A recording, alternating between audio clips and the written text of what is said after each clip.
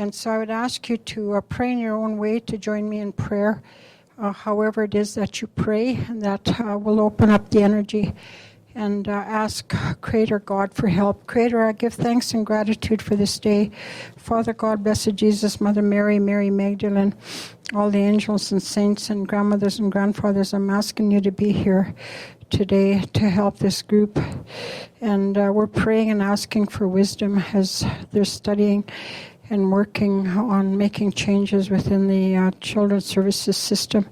We ask for blessings and an opening that we're able to make the changes that we need to help all the children and youth in care, and to help those that are struggling, that we find ways to help them, and particularly open doorways to help the families that are struggling. We have so many families that are struggling with alcohol and drugs and alcohol. We pray that we are able to support them to find the help that they need in order that they'll be able to become healthy, to take back their children. There are so many children that are in need, and we need to find ways and means and different solutions to help all the families, all the workers as well that work with all these children. Many are so overwhelmed with having so many children to look after. So we ask for blessings as well for all the children and care for all the families that are so broken, that are not able to take care of their children. And many that need the help and the support in order to work with with children's services to take back their children. And that this group, Creator, we're asking for help, that they're able to make good, strong recommendations to make the changes that are needed, and that the voices of the community and come to make presentations you are heard, and that they're able to find solutions. For this we give thanks. Hi, kanaskum tanawa. I thank you all. Thank you, Elder Laird. As always, we welcome and encourage the public to attend and observe our panel meetings. We do ask anyone joining us today, if they wish to provide input on what the panel is discussing, please complete the panel submission form that we're handing out. Complete the Phase 2 online discussion guide, which is on the panel's website. You could also send an email to cipanel.questions@gov.ab.ca from the laptops available outside this room or at a later time. The meeting is being audio live streamed to the panel website, the childinterventionpanel.alberta.ca. And at the last meeting, we were privileged to hear from delegated First Nations representatives and learn about their experiences in on-reserve service delivery to children, youth, and families. Today, we're honored to have representatives of the Métis Settlements General Council. Following the presentation, we will hear from Children's Services staff with experience in child intervention services and Métis settlements. As we do at the end of each of our panel meetings in Phase 2, we will then consider what we've learned today, heard today, and discuss our learning through a brief facilitated session, and close our day with a brief discussion about our next meeting. So at this time, I'd like to introduce our presenters from the Métis Settlement General Council. And on behalf of our presenters, I'd like to, actually before we do that, how about we'll go around the room and have everybody introduce themselves, and that way we'll get the panel introduced and all of us as well.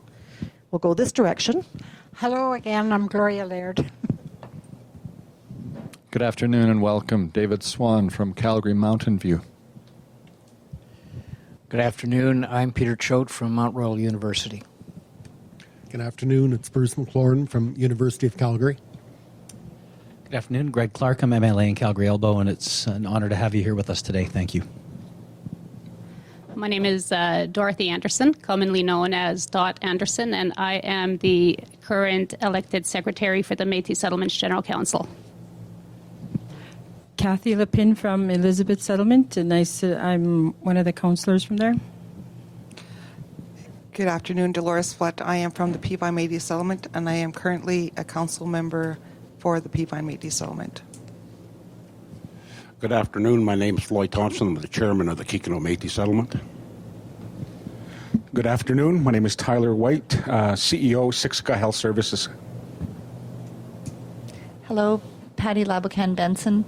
I'm a Métis Ukrainian. I grew up in St. Paul. I'm really happy to be here. Thank you for coming. Thank you. And I'm Debbie Jabour, MLA for Peace River and chair of this. And I must apologize, Tyler. I had a great big long introduction for you at our last meeting when we talked about all the wonderful things you've accomplished and why you're such a great addition to the panel and to welcome you to be part of us. But you weren't here, so I missed all that piece. But we said a lot of good things about you then. So we're really, really happy to have you here. So thank you, Tyler. We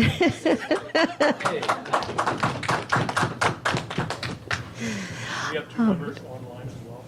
We have two members who are calling in. Okay. We have them. Self-unmute and identify. Okay. If they could please unmute and identify themselves.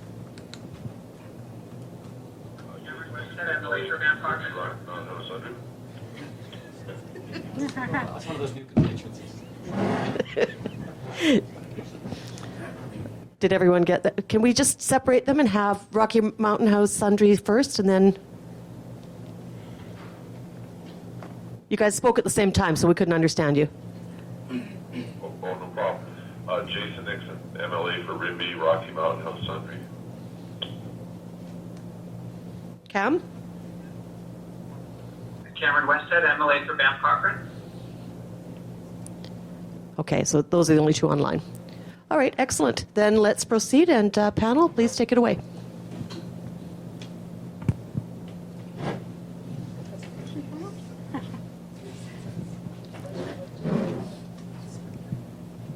Is that us? That's you.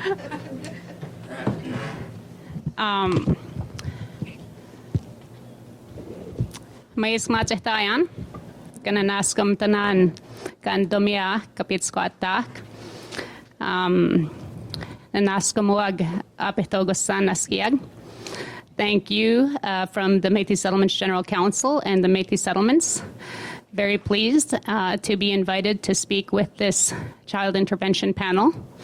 I think it's high time that a real engaged multi-partisan discussion takes place on this subject, and very pleased to be here. I see from the correspondence that I've had with Gloria, she's been actually very helpful in guiding us and educating us about what to expect today. We've received all of the preparatory material and the questions, the areas of interest, let me just say, the 5 questions. We've opted to not detract from this conversation with a PowerPoint presentation, and we've actually opted not to follow necessarily the questions in their order or in their content, because we want this to be a real and true conversation around the issues, and that we are hoping that you capture what we have to say on behalf of the Métis settlements. So I don't know, maybe if you can enlighten us as to how we should start, or what you're expecting at the initial part of the discussion. We can go from there.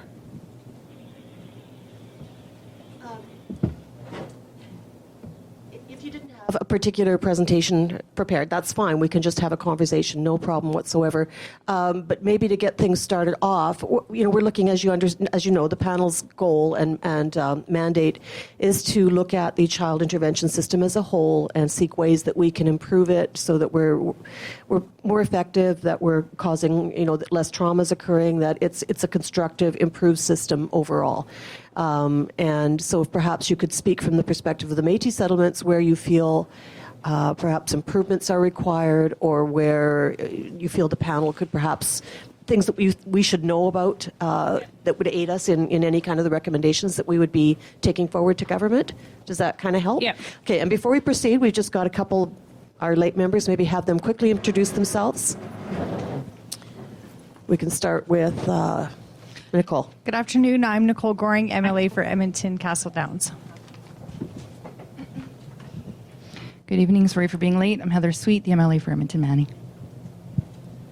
Hi, I'm Maria Fitzpatrick from Lethbridge East, and I'm very happy to be here with you. Thank you. Okay, so go ahead then, Dorothy. Okay, so... Oh, sorry. Ms. Graham. My apologies as I slipped in the corner here. But I'm Graham Such. I'm the MLA for Calgary Shaw, and I'm really excited to have you here. I have Calgary Métis Family Services in my constituency, so I've been fortunate to work very closely with them in the past year or so. So I'm looking forward to hearing your viewpoints of the child intervention system. Okay, so thank you for the introductions. Thank you, Debbie. I think I will start off with just offering some thoughts and observations around root causes and everything and anything that goes to contribute to child interventions and apprehensions happening in the first place.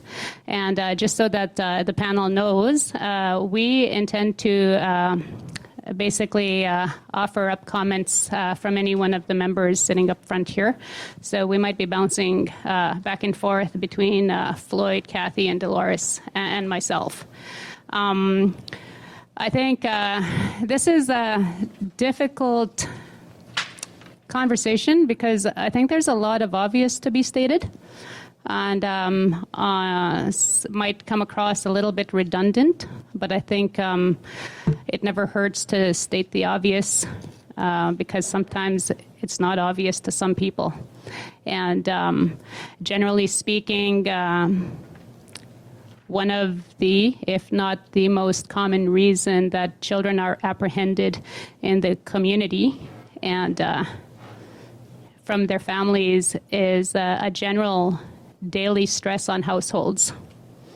In Indigenous communities in particular, and specifically for Métis settlements in this case, we have many families who have lower household incomes. We have families who have maybe lower education levels. And before I keep going, I don't want to come across like the Métis settlements are a boo-hoo-hoo, poor Métis society. That's not really the case. I think what it is a discrepancy within the demographics. So some people do very well. There's a lot of success stories within our communities. But for the sake and purpose of the discussion today, I will be emphasizing the socio-demographic issues that contribute to child intervention. And so I mentioned the lower education levels, the lower household incomes. We have lower or lesser opportunity in the economy, health issues, rampant health issues, inadequate support systems within the communities. And then there is also low housing or inadequate housing. All of these and some other areas of general and daily stress that goes through the minds of our people. And so I would offer under each area, for example, 35% of Métis settlement homes report a household income that is considered to be low income in Alberta. Being, I think, currently that's 41,220 to be exact. And that's based on our Métis settlement census. And just for the panel, again, on the record, the Métis settlements execute their own census every 3 years. We do this in partnership with the Population Research Lab in the university. And we actually contact almost 100% of homes. So our statistics, our information are we have highly reliable data. And so a lot of low-income homes, they're up to 35% of settlement homes experiencing low income. Education levels, although we are very, very pleased to report that high school completion rates are nothing like they used to be. They're so much better than they used to be. We routinely attend and present sashes and cards to high school grads in surrounding high schools near the Métis settlements. And our numbers have just been steadily climbing, so that really is a breath of fresh air. But still, of the older population, we have lower education level issues. economic opportunity. I don't think it would surprise too many people that we don't have a lot of jobs in the community. The primary employer is actually the government. So the Métis Settlement itself and the Métis Settlements General Council. Beyond that, most of our employed people are leaving the settlement and leaving the settlement for longer periods of time to work. And so that's another one of daily general stressors that I would emphasize. Health. Health is an area that I'm keenly interested in. We have over 32% of our people report having a medical condition. 15% of our people report having 2 or more conditions. And in fact, in our last census in 2015, one of our members reported having 13 medical conditions, including chronic conditions. A recent Métis Settlements health assessment that was completed March of 2016, by far and large, mental health is lacking. No surprise to Alberta. In fact, no surprise to Canada. And almost worse because there is no delivery in the communities.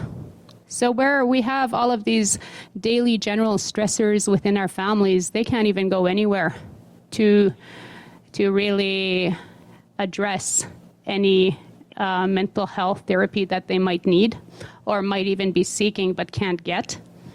We have inadequate support systems, very little career counseling, childcare, almost non-existent, life skills and grade school completion for students that have dropped out.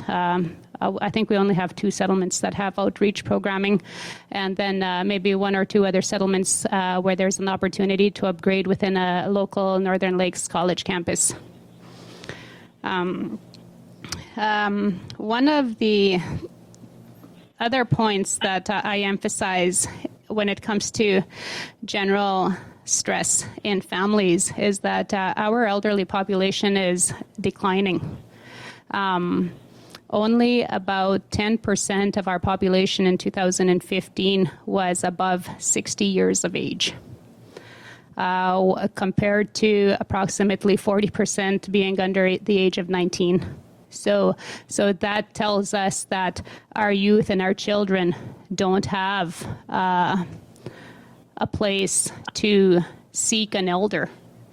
And this being very contrary and concerning because elders and reverence of elders is part of our culture, as it is with many other cultures, but it is a very strong value within the Métis settlements. And so when we have a declining elderly population, that's an automatic shortfall on the support to the younger population. Housing. Of the 1,500 or so homes that were enumerated across the 8 communities in 2015, about 5,100 people were counted. That's not to say that 3 or 4 people, that there's an average of 3 or 4 people in each home. That's not the case at all, because when you do the count of residents within the dwellings, about 70% of our homes contain 5 or more persons. Some have reported more than 12 persons within a single-sized bungalow-style home. And so if that isn't the stressor, I don't know what is, right? Do you guys want to add anything at this point? Floyd? Do you want to add anything at this point? Good afternoon, everybody. Again, I'll introduce myself. My name is Floyd Thompson. I'm the chairman of the Kikino Métis Settlement. In order to put things in perspective, I have to come from basically how I was involved or have been involved. I've been an elected leader in my community for 44 years. I committed my whole life to the betterment of our people. And of those 44 years, Okay, I spent 17 of those years as a counselor at the college in Lac La Biche, dealing with adults at the post-secondary level. Also, I've given 11 years to a local health board in Lac La Biche when Lac La Biche had their own health board. Okay, I sat 11 years on the health board. I've also served 10 years on the regional health authorities after regionalization, and 10 years with the Métis Settlements Child and Family Services Authority.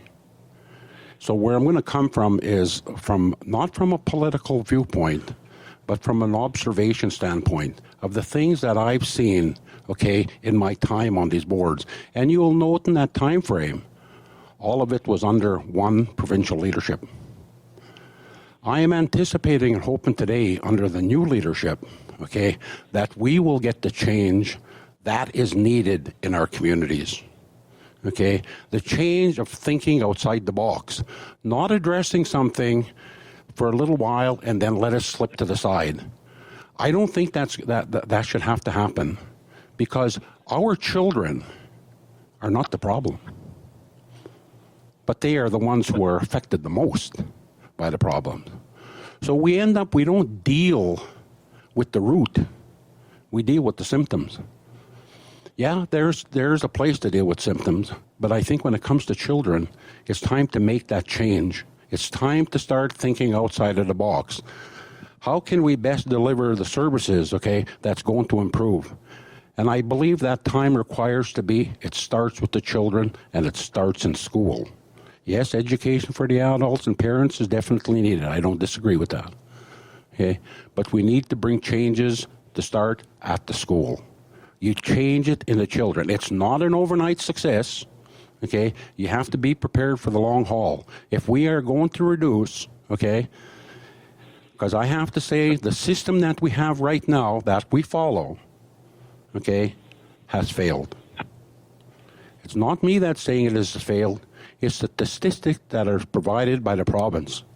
When you read, and when I started in 2002 with Children's Services, it was 59% of children in care. Then all of a sudden it was 62% of children in care. Then 67% of Aboriginal children in care. And when I left, I think it was 70. So is that a system that has been successful? No. It has failed us. It is not our system. We need to be involved. This is not just a provincial problem, and it's not a federal problem, okay? It's also a community problem. So the community has to be involved. The services that are provided to our communities are basically non-existent. We don't have mental health services in our community. We don't have alcoholism and drug abuse services in our community. We have to go to a community 40, 50, 60 kilometers away to get them. They need to be at the community level. If you want to be successful, you need to bring the services to the community. That, to me, will start to spell and start to change. When it comes to the youth, I'll give an example of a program, okay, that we had for the youth. Youth helping youth. What a better way to do it? Who best knows what their issues are but the youth themselves? Ask them and they'll tell you. We're on a program called Tapway Warriors. As soon as regionalization was gone, that program was gone as well. The youth services programs that we used to provide, the conferences that we held, they were gone. Why? Because they said it cost too much. How can it cost too much when you're investing in the future of this province, and that's our children? That's our future, and is our children. One elder told me, said, Floyd, I don't think we're going to see change like we think we're going to see it. This was back when I was on Children's Services. She said, you know why? She said, our children are an industry. I said, what? Yeah. She said, they create jobs, they create careers. You think people want to work themselves out of a job? Most people don't want to work themselves out of a job. So is there really that interest there to make that change? I've sat in meetings with a number of ministers from Children's Services that go through 4 or 5 different ministers going through the system. Come in, great intentions, I don't dispute that, but someplace along the line it stops. Things don't get carried through the way they should. It stops in there. So we have to change a culture of a way of thinking, of dealing, okay, with our children. That whole culture needs to change. And it'll only change if we change with the children, so that they're not in that system anymore. They do not make up 67 to 70% of children in care. So that's why we need to deal with it at home.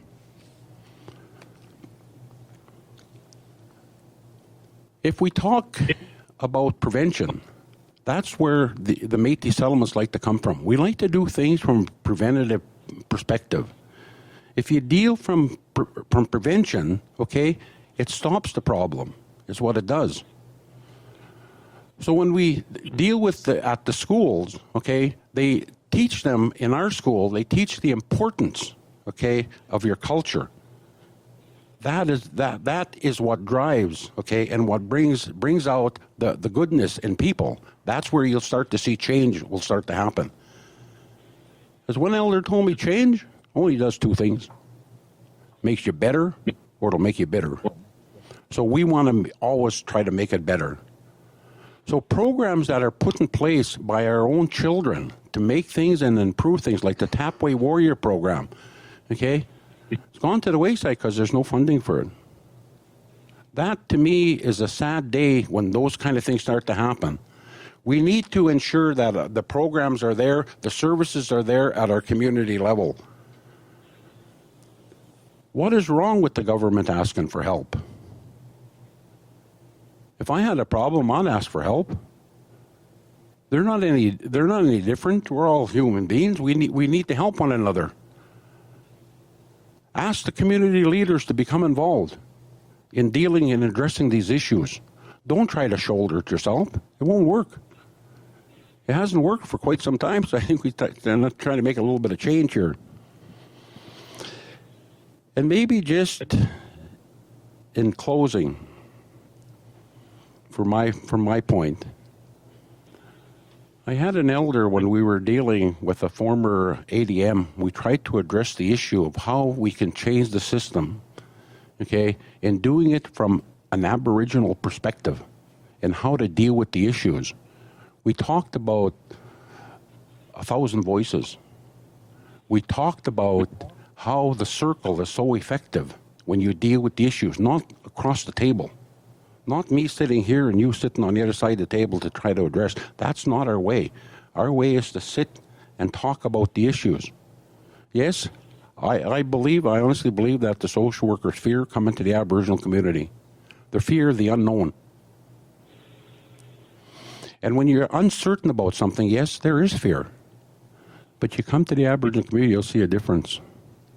You develop a friendship in an Aboriginal community, that friendship's for life.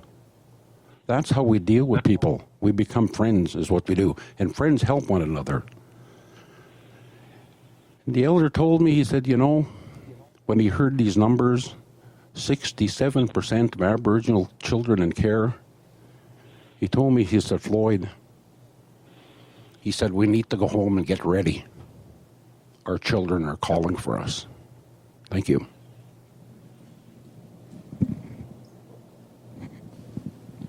Thanks, Floyd. So,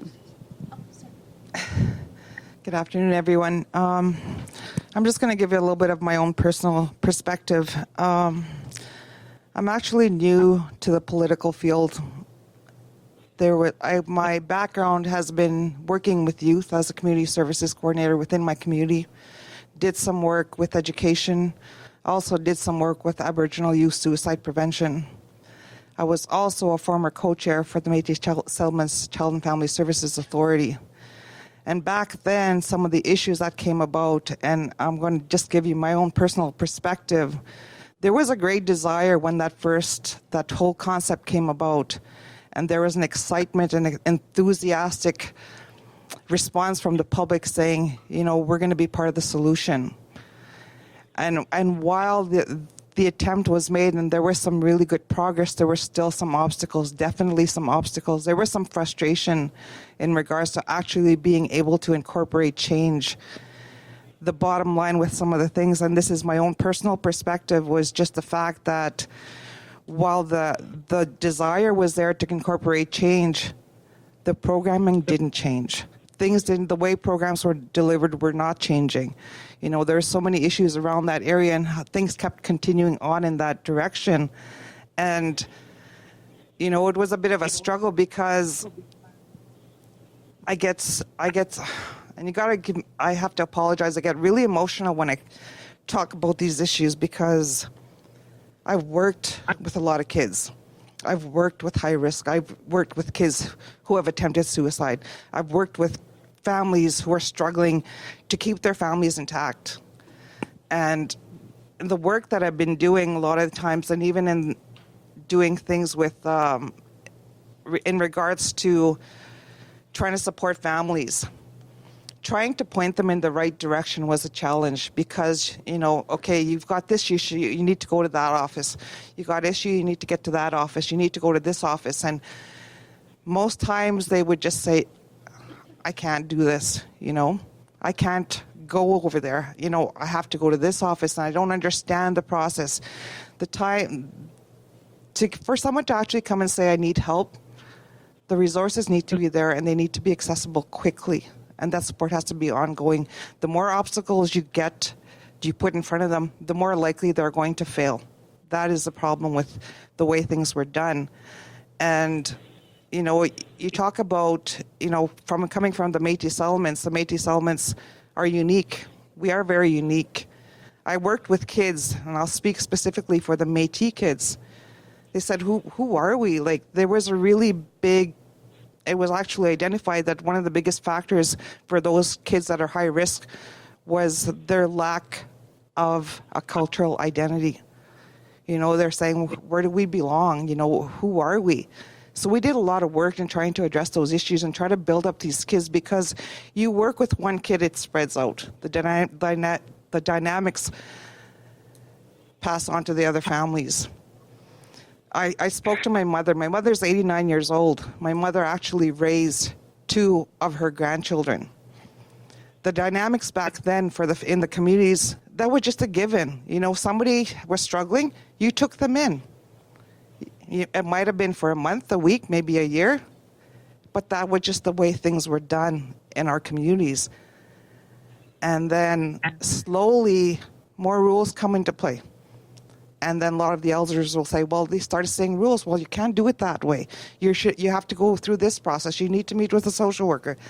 So people start backing off from taking on that responsibilities, the responsibility of, you know, stepping up and taking care of these kids.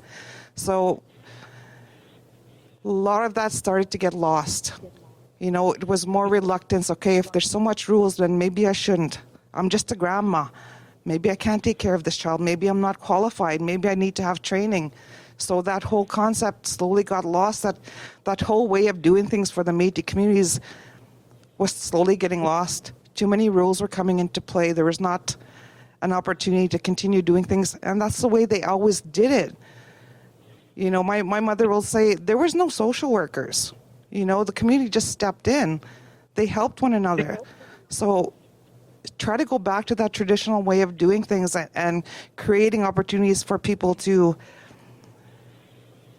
do what they normally would do without imposing so many rules. And if you have rules, and I understand there's some things that have to be done a certain way, but make sure you're there to support these people that are stepping up, to guide them through that process. Don't make it so difficult that they don't want to be involved, because they do. You talk about our youth. I'm concerned about our youth and the settlements right now, high risk, the drug issue, the lack of supports that are there. When you get to the point where I've personally dealt with individuals who have tried to seek help. You know, I'm people that are struggling with different issues, trying to get help from that. The obstacles are so hard to get to that help. So where do they go? They give up. They give up and they self-medicate. They deal with the issues through means of drug use, alcohol. You know, if we focus more on early intervention, I think you're having a better impact on families in general, and that's the way it should be. The Aboriginal youth suicide prevention, that was one of the things I was so excited about. But the main thing, why that worked, was because it was community driven. It was community driven in regards to, we said, what's going to work in our community? The committees it was community members. There was youth that were involved, and we created events that addressed the issue. It was such a positive thing because that's what worked, because you developed a program from the ground up. And I think in terms of going forward, that's the way we need to start looking at things again, trying to look at in that perspective.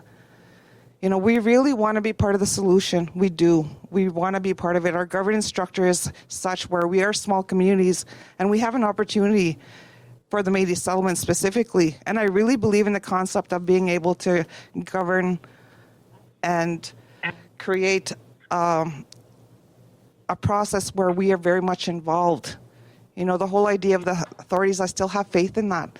I still think it can be done, but there's some work to be done. I don't think that's something that should be thrown out the door. And I think in regards to working with partners, that's where we need to go.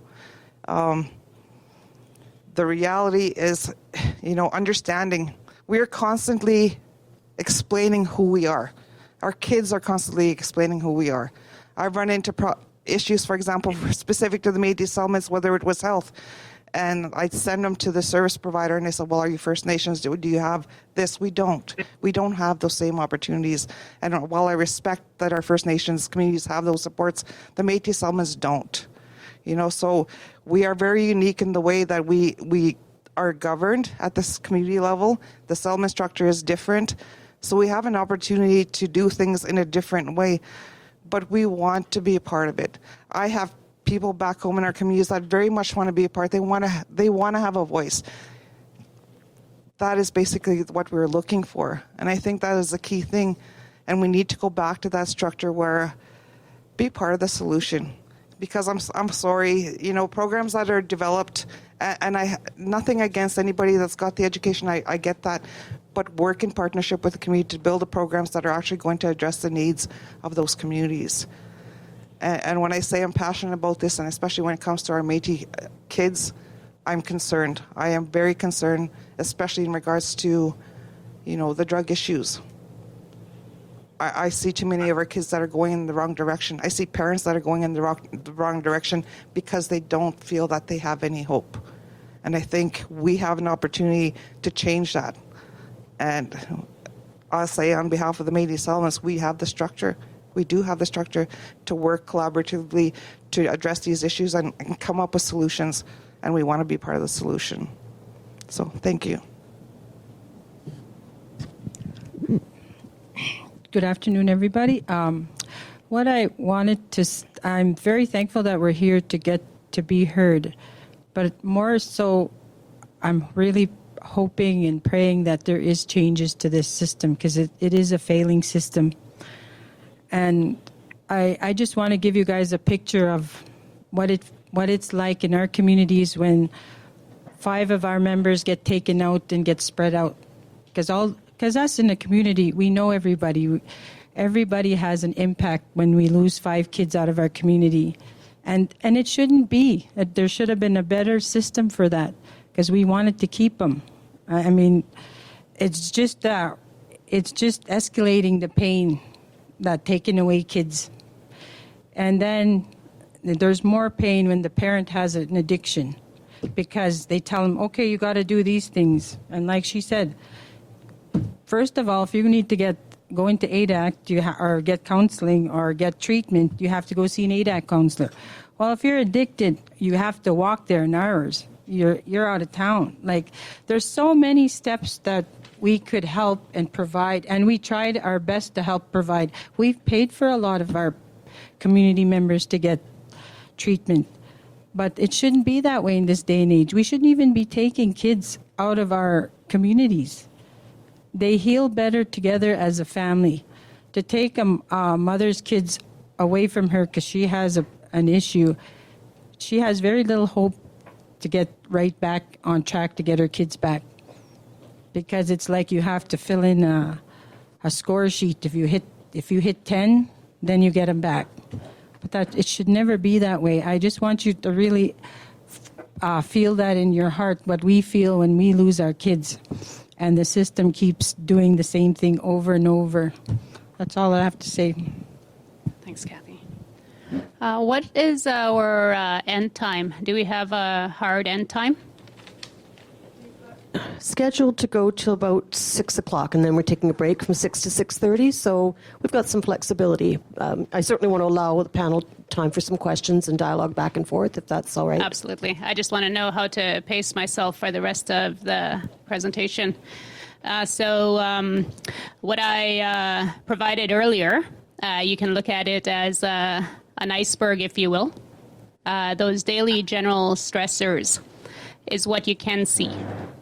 What you can't see is that those stressors are actually brought on by what's underneath, which is impacts from past injustices.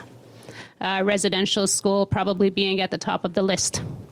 And many people will know that Métis people were somewhat unscathed, if you will, because of the funding structure that was set up for First Nations to be attending residential schools.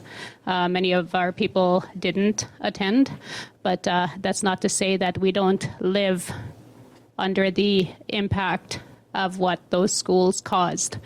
And one of the things that I'm routinely saying to people in these conversations is that we talk about intergenerational impacts.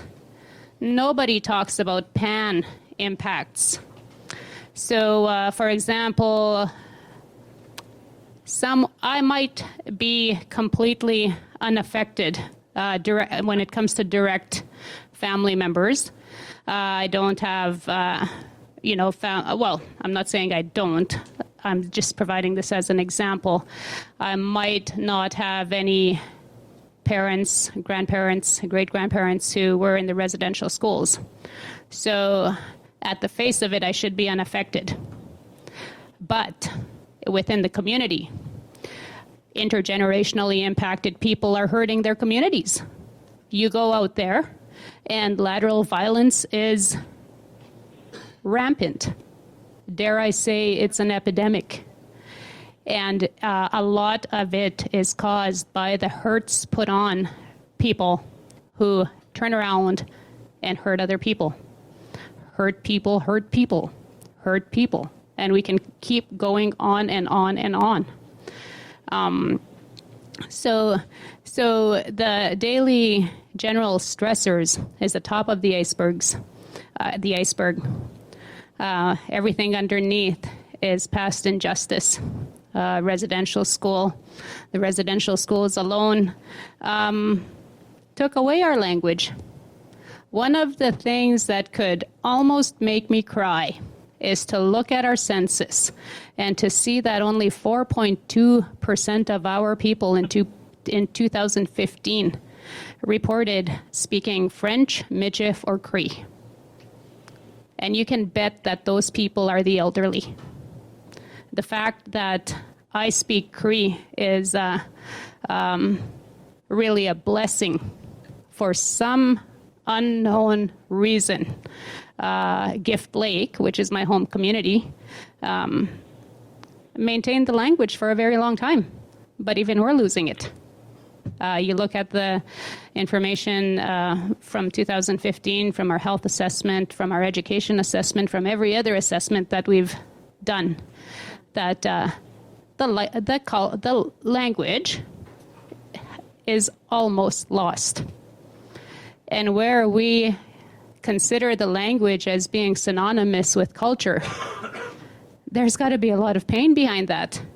I can't imagine being a Métis person at home, knowing full darn well that my mother tongue is Michif, but I can't speak it and nobody that I know can speak it. But I know it used to be our language. So that's just a couple of the things that have influenced the breakdown. Parenting skills. lost among many people along the way, again, because of things like residential schools, using the, sorry to say, the white or Western way of governing ourselves, and yes, using child intervention as a means to maintain our communities. We have all of the prevalence of health issues and conditions, chronic disease. A lot of this is, I think, and there has been literature and data around it, carried in our people, in the DNA. Our bodies remember the pain, even if we're not feeling it right now, even if we are not the ones being unjustly dealt with. So substance abuse, addiction, lack of treatment, the lateral violence I mentioned, the paternalized systems, in my opinion, have done a lot of damage in our communities. We used to have a Métis way of doing commerce, a Métis way of doing business with each other. And then what we suddenly had was a structure and elections and what have you that cause rifts within the communities, as opposed to that healthy, natural government dynamic that exists in Indigenous people. I don't want to seem critical or overly critical, but I've long said that government always existed. Government existed prehistorically. There was an economic system, an educational system, there was a social system, a justice system. Somebody just along the way figured out how to package it all up and call it government and create elections and create whatnot. But I think within our communities and Indigenous communities in general, that's been one of the sources of pain. It's definitely been an impact. I think some of the things that we do are culturally inappropriate, and that is because we are subjected to having to do things a certain way. Child intervention being the case at the example at hand. It was not necessary to take a child away because, like Dolores said, a grandparent would have taken that child. What happens now is families are afraid to go there, let's just say, because there are rules and regulations and things that they have to live up to that intimidate them. And child intervention really begets child intervention, because I think what we see effectively right now is the result of residential schools. Residential schools apprehended children. Those apprehended children went on to have their children apprehended, and so on and so forth. So I think for certainty, what we know today's child intervention system will do is create a new generation of child intervention. It's a cycle. I know I have to apologize. I said I wouldn't spend a whole lot of time stating the obvious. So that's just covering the stuff around root causes. With regard to current funding, resource levels for the intervention system, as well as an assessment of workplace culture and staff morale, that's kind of out of the scope of the political body. I know we do have a representative in the room who works for Northwest Métis Settlements Child and Family Services, who would be able to speak to the specific issues around funding, around the workplace culture, around the staff morale.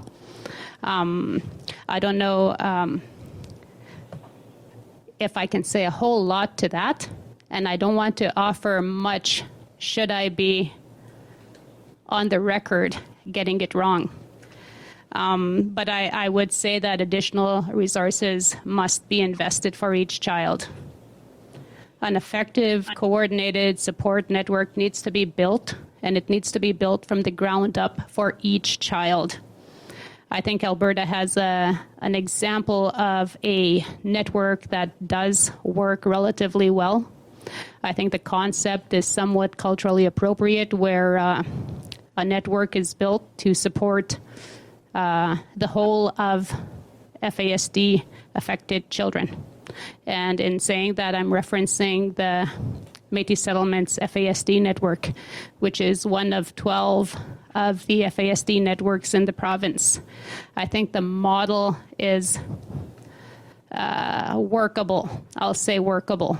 I think it's great to have a program that has a purpose of wrapping services around the person, and that it is multifaceted. It's multiple programs and agencies partnering up and collaborating to basically be the outside brain of a child that's been affected by FASD. I think that model is good. I think it's important that an apprehended child doesn't feel like that they're a bad child, because what today's system does is it builds that feeling of they've done something wrong. And it speaks to Floyd's comments, where the child is not the problem. The problem is everything that hasn't been done for that child. We should have an intervention system that does everything for that child. And so with regard to that area of interest around current funding and resource levels, investment, a greater investment in the children. I think the kinship care needs to be relaxed. It needs to be better funded. I think families who have went so far as to agree to take children in should not be subjected to rules around training. You do this much training and you get this much funding. That's not right. 9 times out of 10, our families in kinship already have children of their own, and they already have a lived experience of being parents. It's almost, in most cases, it's almost ridiculous that they'd be going back to train to be a parent, when in many cases they've been a parent and have successfully, fully raised a child to adulthood. So I think it's important that there be some relaxation there, and a greater investment to parents who have taken children in. And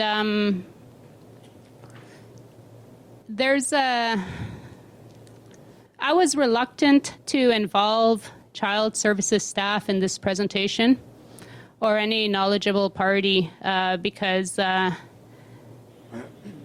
although the intention might be, their intentions and their hopes might be great, I think it's hard to say that they wouldn't be systemized, that they wouldn't already be subjected to doing their work a certain way, because that's the only thing they've known.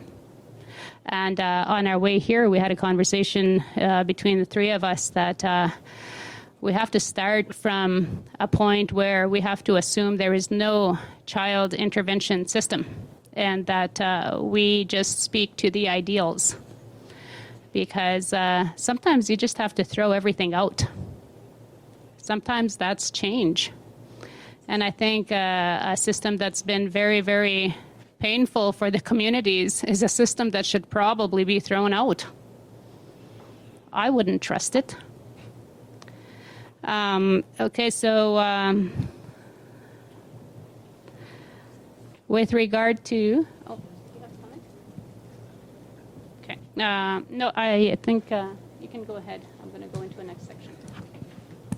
Just a couple other things that I wanted to add here, and this is in regards to, and I go back to the Métis culture, and one of the things that to me has been an issue is in regards to the lack of knowledge of the Métis settlements specifically, and the lack of knowledge of what it is to be Métis.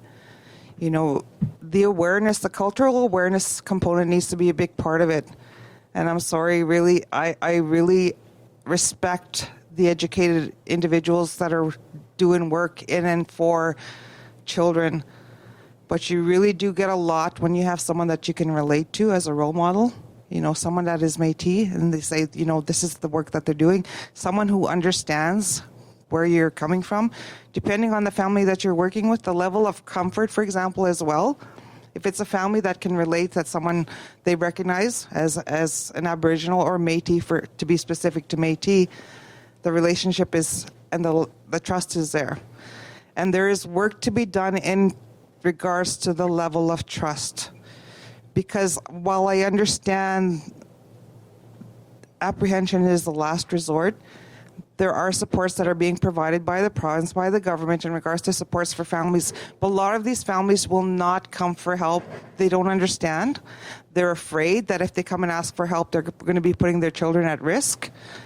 There's a lack of understanding as to how the systems work. It's too complicated. You need to simplify it, and you need to assure them that asking for help is not a sign of weakness.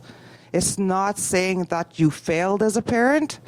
So these preventative and support programs, they're not viewed in a way that is going to help them. They will not go there. They're too afraid. They don't understand. You really need to focus on the communication and bringing that to the public in regards to what supports are out there for your community members. You know, because that's the misconception. It's there. And I've in my experience, you know, as soon as you say, well, there's a program you can go, there's no. You know, then I'm failing. Then it's going to be a judgment upon me. Like, being able to ask for help is one of the biggest things. And honestly, there are people that really want to do things proactively, but you got to do things in a way that they feel safe. So I just wanted to add that in there as well. Thanks. Speaking of safety, I have to share this story because I thought it was quite sad, actually, that a member of a family in one of the settlements approached me and asked me for some general information about the Métis Settlements FASD network. What they do, what they can do, what kind of services do they provide, so on and so forth. So after giving a bit of a rundown, she goes, if we approach the network, is there a chance that my granddaughter can be apprehended? And I thought that was tragic, because on one hand you have a provincial strategy to help with a serious situation, but on the other hand you have another provincial ministry that can swoop in, or at least that's what the people think. So I thought I'd share that, thinking about the safety aspect. Moving on, just existing supports for families, including supports for kinship caregivers, foster parents, and families at risk of needing child intervention services. There's inadequate support for kinship. In fact, there's probably an inadequate support for foster care, but I don't know a whole lot to that regard. There's a bit of a substandard in the communities there's a bit of a standard in the communities, or there is a standard in the communities that kinship is important, and it should be normalized. It should be normalized, it should be seamless, it shouldn't be complicated. It shouldn't make kinship parents feel like they are living under laws in order to keep a child that they've already gone so far as to take in. When families are apprehensive about the costs that they could incur from having a relative child in their home, they think twice about providing care. Because, like I said, 9 times out of 10, they're already supporting their own children. And just as it would be for any other family anywhere else, they're often already facing debt in the home. So there is a fear of incurring more and sliding back more. So again, that's just speaking to the need to relax that aspect of the program. Opportunities and concrete actions to improve the child intervention system, addressing overrepresentation of Indigenous children, and improving outcome for all children receiving services. And I hate to sound like a broken record, increasing support for kinship. Removing the onerous training requirements for families. Investing there's an opportunity to invest in the vulnerable homes and the vulnerable people in a way that mitigates or prevents the stressors that do make them vulnerable, and which often lead to apprehended children. I think more money can be put into putting those supports proactively into the homes through programs and supports. And then you wouldn't be spending so much on the back end intervening and apprehending. Amping up education to families and to affected children about their rights. I know it already happens. It happens to a large extent, but it should be common knowledge. In communities, in Indigenous communities, and where Indigenous children are about 70%, or I can't remember the statistic, but overrepresented, why wouldn't there be an awareness campaign about rights? That would really serve to streamline the system if and once a child is apprehended. Increasing the quality and accountability of the caseworker's role. As an elected official, I hear tons of complaints about caseworkers. And that goes beyond the scope of my work, but that is an indication of how desperate people are to deal with the issue in their family or in their community. That they're calling someone who really doesn't have an ability beyond advocacy to change the situation. One of the things that I've seen, and it's actually quite uncomfortable to say, but it is important, is that the importance of having a Métis person at the helm of the Métis Settlements Child and Family Services.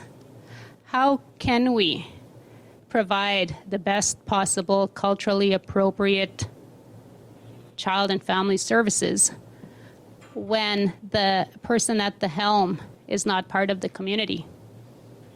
And why not when we have at least a handful of people who are qualified to take on that role, and they could probably do it effectively and efficiently. And again, going back to the health piece, mental health supports for family who have fallen into the system. This should be an automatic response. As soon as a child is taken out of a home, there should be a mental health therapist right there, following behind, taking care of the people who've just suffered a major trauma. And when you leave those people alone, you've done open heart surgery and left the surgical room. You've cut them open and then you've walked out.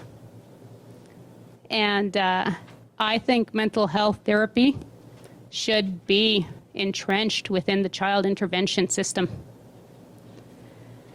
Working with other ministries, I think this is a given. Not only working with other ministries, but collaborating and using a multi-partisan approach, working toward the same goals. I mean, child and family services is not political fodder. It's a social issue. It's not for the parties to toss around or to debate or whatever. So for that, I am very grateful that this system has been adopted. I was surprised to see way back when you guys first started, I was surprised to see the panel names, and then very pleased that that was the approach that this government took. With regard to identifying recommendations of past studies, prioritizing them, and discussing implementation timelines and oversight, I think we can go all day on this one. But I don't want to belabor the specifics. I would implore the ministry to wholeheartedly trust the child and youth advocate. I would implore this government to consider implementing a process by which the communities at large have an advocate. So somebody who's representing more than the child, somebody who's representing the community or the families or what have you, but that there is advocacy on the other side. We would benefit from having either an advocate or some sort of voice for the communities at large. Ideally, this should not exist within child services because we've been around the block a few times. The Métis settlements have been around since 1938, at least in the legislation. We've actually been around since the late 1800s, I'm sure. But ideally, this should not exist within child services because representatives would, by default, be swallowed up into the very system that has stymied and silenced us. I don't know. Well, I guess many of you would know that we used to have a board. So we used to have a place for a voice, but I don't think even that was ideal. We should be able to have a voice that's removed from the government system. MSGC, or the Métis Settlements General Council, would be keen to implementing a process, keen to having an advocate that can present issues and studies on our behalf directly to the ministry with no in-between. And one other thing that I would like to add before turning it over to my colleagues is that government needs to trust the communities. I believe that we do have the answers. We do know how to attack the issues. The UN Declaration on the Rights of Indigenous People and the Truth and Reconciliation calls to action recognize and acknowledge the need to affirm and to respect the community's right to self-determine. I believe this would involve the area of child services or caring for children. Before I go into some of the closing thoughts, I'd like to ask if you guys want to add anything. Just another comment here. Over the past couple of years, actually probably 2 years, we've gone through a number of different reviews for the Métis settlements in regards to education. For example, Northland review, that was one of it. We did our own review of the education within the Métis settlements across all 8. We did a review in regards to health as well, so we've identified some issues. But the reality is they're all connected. You know, that is one thing that was so obvious when you started looking at the data and the responses that came out. So it's not education's responsibility. It's not, health's responsibility. It's everybody's. So when you're talking about addressing these issues, integrated services is key. I think that is so important. And where it may not work for the city of Edmonton, for the settlements it can. Because we are small communities, we do have small numbers. So in regards to having integrated services, that is key, because it's really sad if you address an issue and at risk, okay, well, you got to go here, you got to go there, you got to go there. Integrated services, I think, is one of the most key things, and it's doable for the settlements. It is something that we can definitely work on, because that's the thing that hit me after seeing all this information. It's all connected. There's responsibilities for everybody here, but let's not kick them around and send them to every different organization to get the help that they need. Integrated services, I think, is key. Just wanted to add that.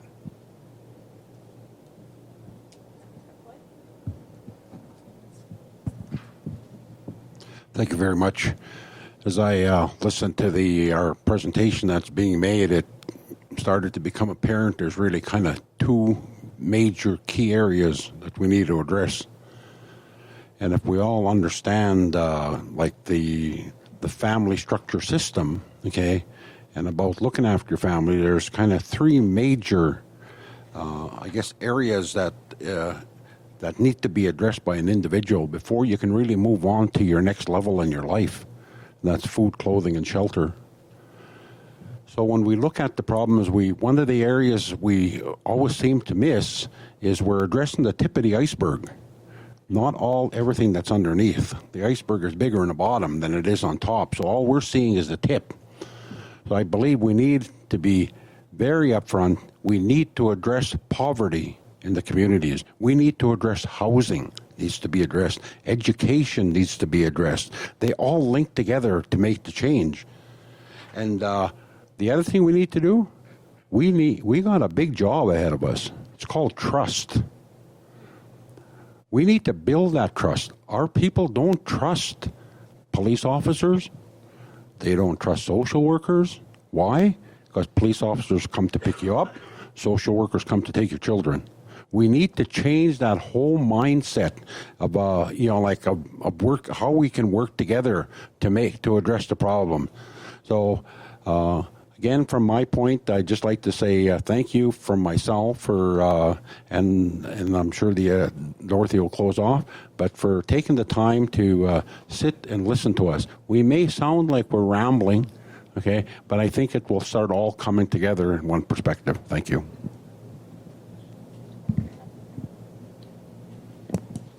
Thanks, Floyd. I would offer some closing thoughts. And it's true. It seems like we are rambling, and it seems like we are stating the obvious. But sometimes, believe it or not, obvious is not obvious to some people. And I'm always emphasizing that. Not a whole lot of people know about the Métis settlements. Not a whole lot of people know that we've actually been in the legislation, in provincial legislation, had our own government and had our own legislation since 1938.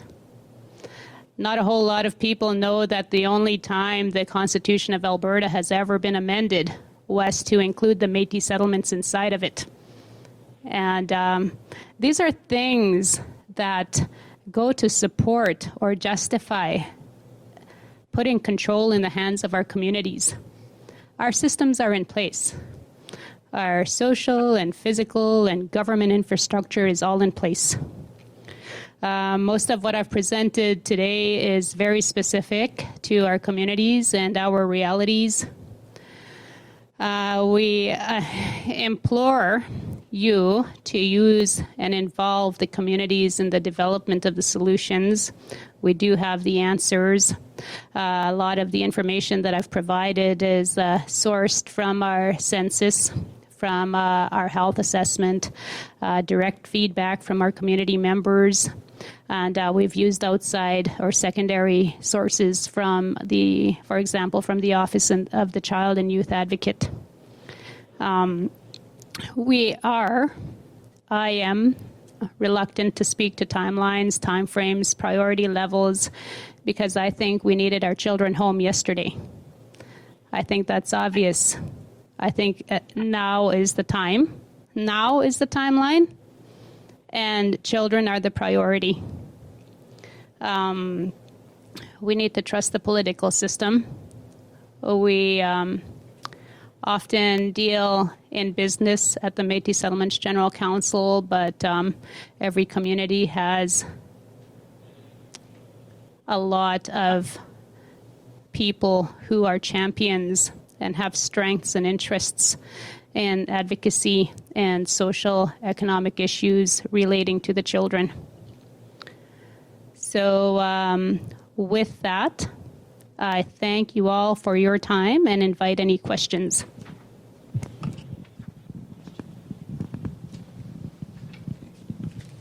Well, thank you. I would want to say how much I appreciate you being here and sharing your perspective. And first off, Dorothy, I just want to say, in no way were any of you rambling, and to the degree that you're stating the obvious, I think that's why we're here. And I think that's what we're trying to dig into, and it really is meaningful to hear your perspectives. And it is very important that you are heard, that you feel heard, and that through you that your communities are heard, and that the voices of the children are heard. And so that's what I hear when I hear you speaking and presenting to us. And I think that's it's really important and I hope it's meaningful and that we can use this political process that we live in to affect some change. The question I have is that Dorothy, you referenced a couple of programs that are working well. The FASD program, you talked about wraparound services, and you also talked about improving high school graduation rates. And I wonder if any of you can share some insights as to what is it about the FASD program in particular is working well.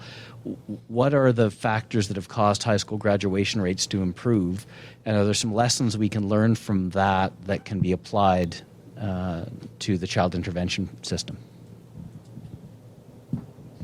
Thank you. I don't want to put him on the spot, but I'm going to put him on the spot to take the education question. But I will take the question regarding the FASD network. I'm not going to misrepresent what happened with our network. I think it was a dismal failure for the longest time until 2013 when we brought in a champion of the program to make sense of it and to optimize it and to make real change that amounted to a real impact to the communities. And what we did was it used to be that we were expected to deliver the service, to deliver the program. We didn't have the capacity to deliver the program. And we made no bones about it. I had no idea. I didn't even really know the area of FASD at all. So when we brought in the champion, she kind of figured it all out, made a very quick, positively hasty recommendation to access expertise. So instead of the Métis Settlements General Council trying to execute, for example, an assessment and diagnosis, what we did was we looked around to see who does that in the province and who does that within the regions of the Métis settlements. And it took no time at all because they were also sitting at the provincial network table to find the Mackenzie FASD Center up in High Level. That center provides the expertise, the service expertise, to the western settlements of Gift Lake, Peavine, East Prairie, and Paddle Prairie. And then over in the northeast, we knew and we had a whole lot of respect for the Lakeland FASD Center. I can't remember what their exact title is, but we brought them on under the Métis Settlements FASD network to deliver basically all of the service to Kikino, Buffalo Lake, Fishing Lake, and Elizabeth. So it was that collaboration with experienced They're not networks, agencies that improved the program. And so now we have adopted models of interagencies in the communities where they also sit and are involved, and they are able to learn from other people in the communities who work with families. For example, the Métis Settlements Community Justice Program. It wouldn't surprise anybody to know that FASD and justice are hand in hand. And so we were able to build those collaborations, and a lot of it came from the expertise that was provided to us from the contracted agencies. That's it in a nutshell. I hope that answers the question. Yeah. So, the short of it is partnerships. Did you want to take the question for education, Floyd?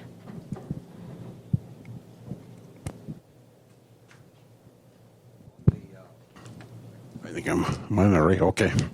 The education areas, the improvements, like you speak to probably on most of the communities, is the stressing the importance of education from the lower grade levels. I think that's very, very important that those kind of presentation be made to the children. The opportunities for them to attend career fairs, okay, bringing in different educational institutions into their school, okay, is another important thing. I know in our own school, okay, the children are the advocates. The teachers don't do the presentations, the children do, is what they do, the higher grades. We have kindergarten to grade 8. We also look at the incentives. What type of incentives can we provide for the children, okay, so that they will encourage them to go on and complete their education? So there's incentive programs that are put into place. And, of course, the family support. Okay, that's very important. I know, like our parent-teacher groups and stuff like that, they're very, very mindful of the importance of education to help improve and attain our higher graduation rates. We also look at having, because we have kindergarten to grade 8, we put in place a very successful transition program, okay, to transition from our community to another community, like the larger towns, okay, that surround our community. It's important that that be in place so the student understands where they're going to and what they expect when they go into another school after they leave our community. I guess the other thing that I'd say is that we stress the importance, okay, of success of the need for an education. It's very, very important that they complete their education. We inform them about what all we can support them with, okay, in their needs. When they get into post-secondary, okay, we have programs in place that provide them funding so they can attend post-secondary. So that gives them another incentive once they bridge the gap from grade 12 to a post-secondary institution. We try to, as much as we can, to provide funding for them through our Strategic Training Initiative program so that they can get those costs covered. So those are some of the things that we do. Just want to add to that, though, too. Speak on behalf of my settlement. When I was working in the area of education, we had 2 bus loads of kids that were going into junior and senior high. All our kids are bused out. The first year it started, they had 2 grade 12 graduates. So saying, like, well, what is happening? You know, what is going on? There's a lot of issues, though. There's a lot of issues. Transition is an issue. You know, the structure is different. Honestly, self-esteem, and I'm going to say it, yeah, there is some racism. You're dealing with that as well. You're feeling less than. You know, so we started to address these issues by ways of building the students up. Little programs, small programs, evening programs, self-esteem development, focusing on the skills that they have, something to be proud of. Something as simple for our settlement that the settlement contributed was a lunch program. These kids were being bused into school, but they didn't have lunch. So they're going to school and they're hungry.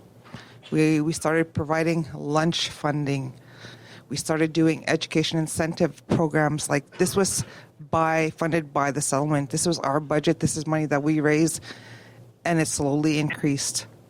So we're getting to the point where, you know, even in regards to post-secondary, if you start targeting some of these little things, but we did that. You know, for a kid to go to school and be hungry, yeah, how well are they going to function? So those are some of the stuff that we did. and then right into in regards to post-secondary education,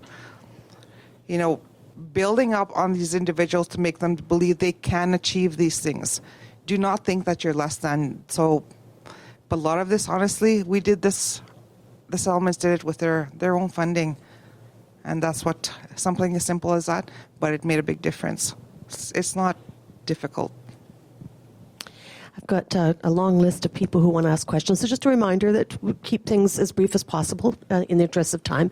I've got Bruce, followed by Rick. I want to say thank you all for your presentations. I've appreciated them all indeed. I wanted to follow up on one of the comments that you made a couple of times, and that was about the issues related to kinship care and a need to relax some of the issues or relax some of the protocols about that, while at the same time making sure that it's a safe place for children. So I've got ideas about that. I'm sure everybody does. And I wonder if you can offer some of your suggestions about how that could be done well in relaxing the issues, but at the same time making sure that it's a safe place for a child to grow up. And I think that we can learn from that. That's a great question. And one I really wouldn't want to lead into, I guess. The most common concern that I hear as an elected official from the community members is that kinship parents are underfunded and that they're subjected to training levels every time they take training, and when it gets to a certain level, their level of funding increases. But my concern with that is in a society where 9 out of 10 kinship parents are already parents and oftentimes have already successfully reared children into adulthood. It's, I don't know how to say this nicely. It's almost an insult. Yeah, it's insulting to be sent to training on how to parent a child. And then it's that much more insulting that you're getting less financial support than other foster families because you haven't taken the training. So there's a irony there. I understand that there is safety that needs to happen, that needs to be in place. I don't know how that would look. And like I said, I wouldn't want to lead into that question. I think it's worth conversation.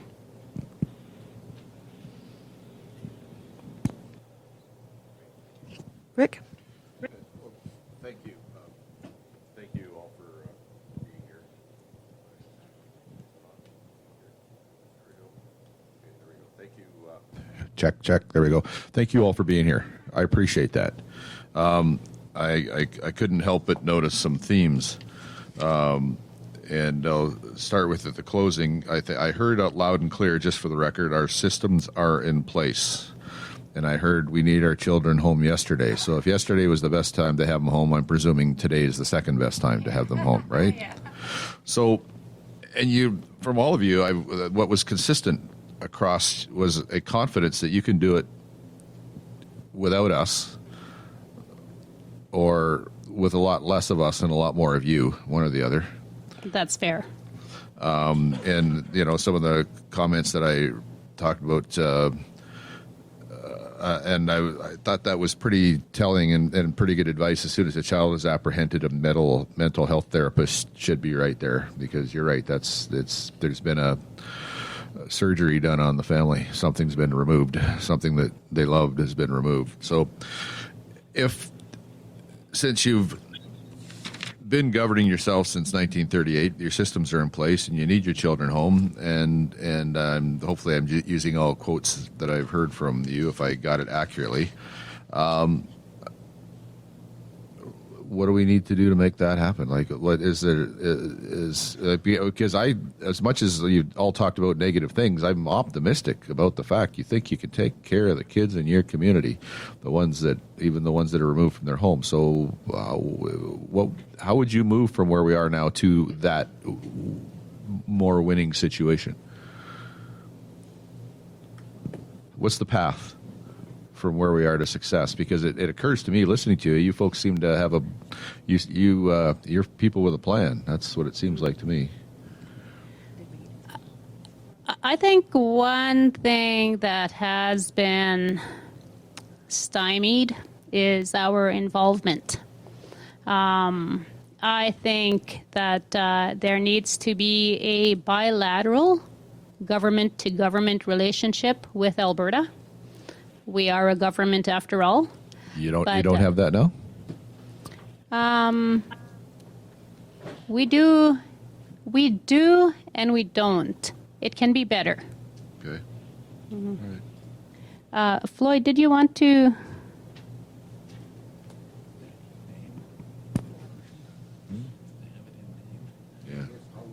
How would we work better? Okay, it's called... No, not Floyd, but respectfully. How would you folks all seem to be optimistic you could look after the kids yourself. And my question is, and I'm not trying to be disrespectful to you, but rather I'm trying to be respectful by answering the question that I think you folks are asking, is what's the pathway from where we are now to get your kids back and get you looking after them, as I've heard you all show some confidence you're able to do. So I'm looking, what's the path from here to having those kids back and you folks looking after them? Okay, and I think I mentioned that earlier. It starts with a partnership, okay, and that we work together, okay, in order for we need to involve our community and to address the issues, okay, that is the problem. If we do not address the issues, we'll never ever resolve the problem. And that problem that, like that we're dealing with, okay, is about how do you deal with the problem, okay, before it becomes a problem. And that's by sitting and addressing the issue at the onset, not apprehension and then try to deal with the issue. It has to be dealt with prior to apprehension. And that's the important part of where the caseworkers come in, to sit with the family and address the issue. Okay, it doesn't not just the parents. Okay, there's the grandparents. Okay, that are there. There's brothers and sisters. Okay, they need to be all part of the conversation when there's problems in the family, and that's to me I think is a better chance. Okay, so that we don't lead to children being apprehended and taken out of the community. It sounds like you're describing what I think Dolores said. Before there was rules, we took each other in, and now that there's rules, we don't stop taking each other in because we're afraid to. It sounds like you want to return to what you had before government was put their nose in there in the first place, is that you took your family members in when they needed help. And I think that's key is the collaboration that's required. Like, we want to be part of the solution. Like, and I made mention earlier of the Aboriginal Youth Suicide Prevention Strategy. That was a program that was introduced and that to address the number of Aboriginal high-risk attempts at suicide. The way that program was initially started was through consultation. The community decided that basically the funding was set out, and the community said, okay, here's the issues. We had to address where do we need supports. We need outside people to provide assistance in this area. But it was community driven. So we came up with the solutions and it worked. It did work. And then somewhere down the line, all of a sudden the rules changed. Well, we're now going to take your plan. And the community plan was basically community members, active youth. And of course, when we decided that we need professionals, we brought them in.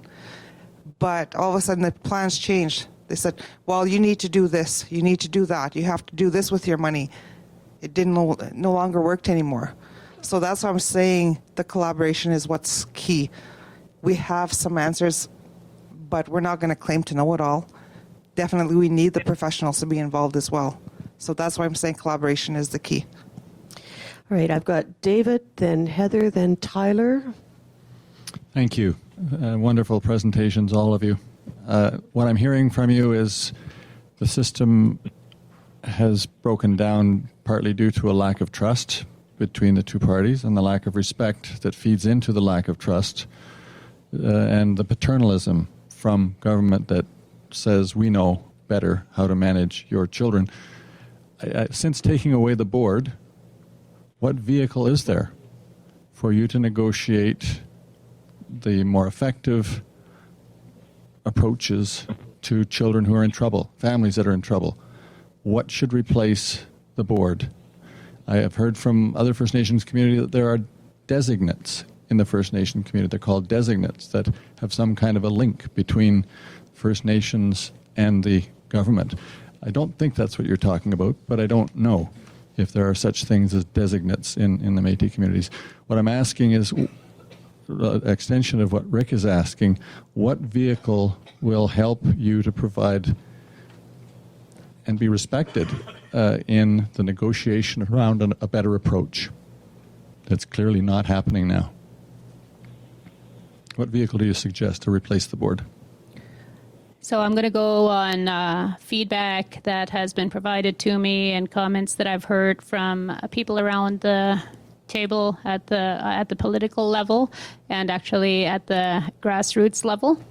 There is a lot of interest. There is an appetite to have an advocate within the Métis settlements because, and that talk really, that narrative started after the boards were taken away, effectively taking away any involvement that we had.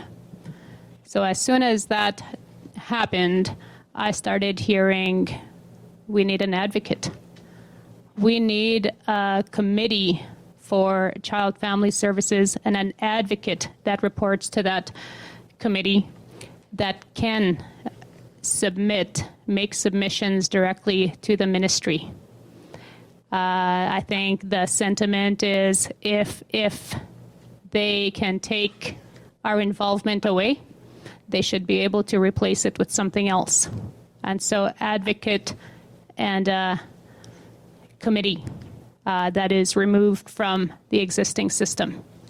And I would add to that point, we have a Métis Settlements Health Board that works quite well because it doesn't fall under the system of Alberta Health or Alberta Health Services. It is a self-initiated health board by a unanimous resolution of the Métis Settlements General Council after a pitch was made at the political table that we once and for all start to address Métis settlement health. And so the decision to have a board that is an ad hoc of the Métis Settlements General Council was very purposeful. That was to mitigate or avoid any feelings of accountability that they would end up having if they were funded by government. And so it's self-funded by our government. And so something along that line in child and family would work, I feel would work, but again, always subject for conversation. Thank you. Heather, then Tyler, and Patty. I'll try to be quick.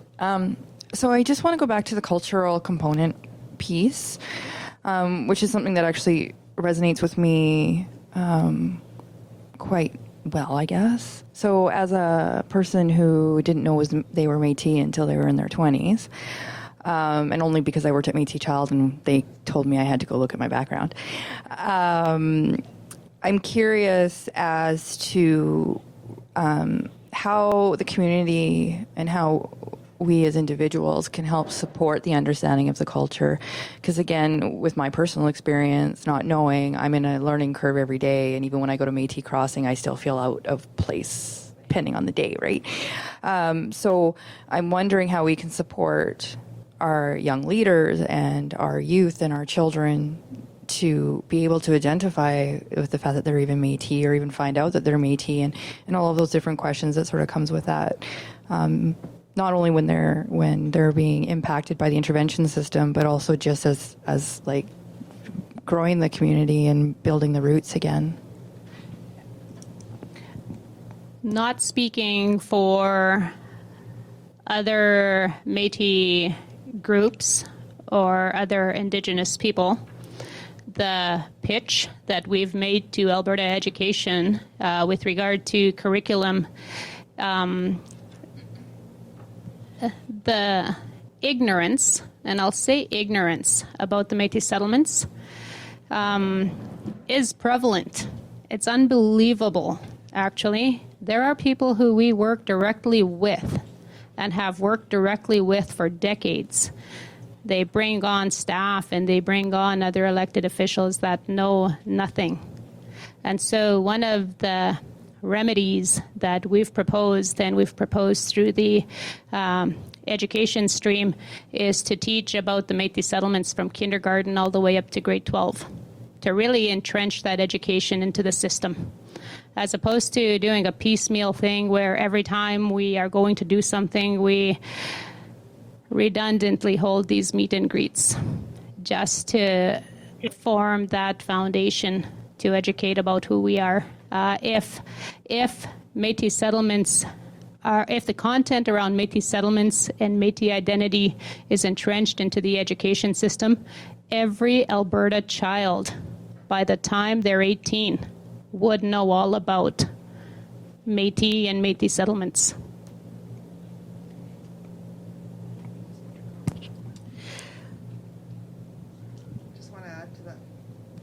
In regards to that comment, I just want to give you an example. We had this young man that did a presentation. This is probably about maybe 10 years ago now, and he talked about his struggles and not being able to affiliate with anything.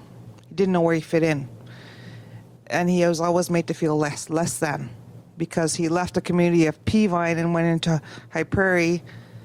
And because of the way he looked, he was not necessarily, he could fit in and blend in, but then he was not accepted from the Aboriginal group because he was not First Nations.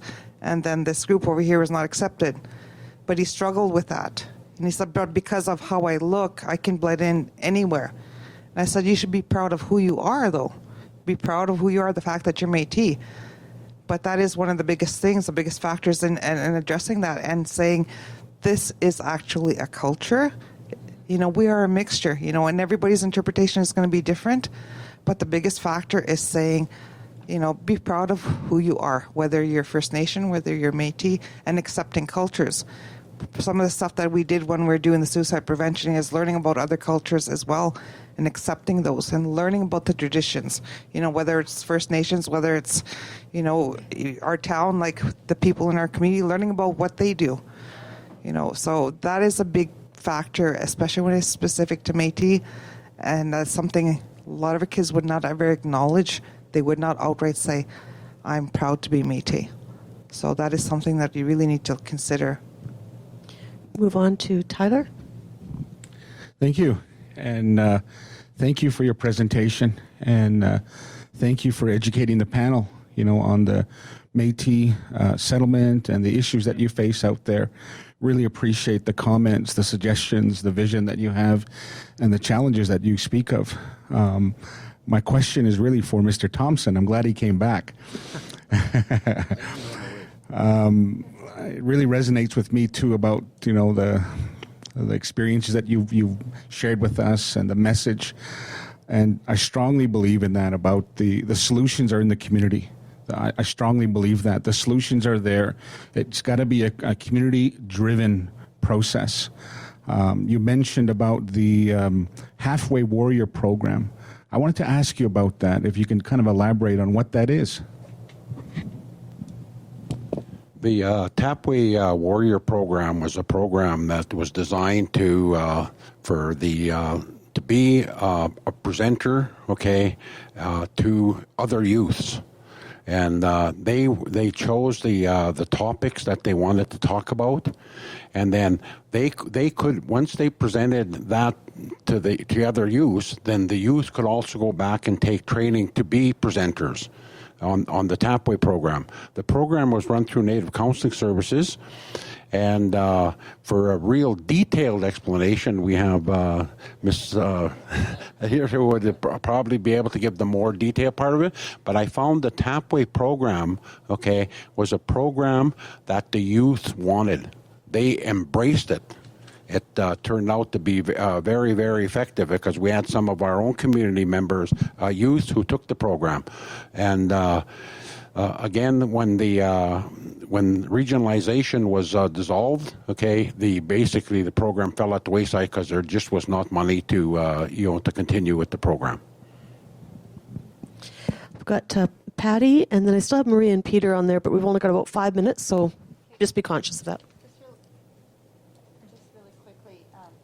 So a lot of what I've heard you speak of was about restorative practice. And really, we haven't talked a lot about this at the panel. And so, for example, when you were talking about the wraparound work that you did, from what I heard, it was successful because the settlements were in charge of creating the plan and then brought in whatever expertise you thought was necessary. And because you controlled the plan making, it was a restorative practice because it was all driven by community. Floyd talked about the Tapway Warrior Program, which we trained 3 groups of Métis youth who were fantastic, and we took them through a historic trauma healing process. And they did a lot of their own healing, but the thing that came out of that is they were a very powerful support for each other, right? It was the network that was created, and when one of the warriors would go through a hard time, they would support each other. And in that, they created a sense of belonging, not only in their identity, but also in that group. But do you have any examples back when you had more control, perhaps, where there was a restorative practice where families had more voice in what happened to children? So, and I hear what you're saying, that prevention, before it's a question of apprehension, way before that, when families first come on the radar that they're struggling, and I appreciate how you form it as family stresses, and how stress on the family drives apprehension, because that's the key. Poverty, serious family stresses. So, are there examples of when families were doing the plan making? Because that's an important restorative practice. Has there ever been anything like that in your experience?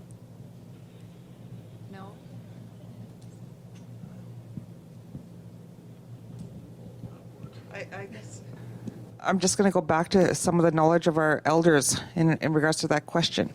And what I said, there was no resources like that. The reality was community just came together.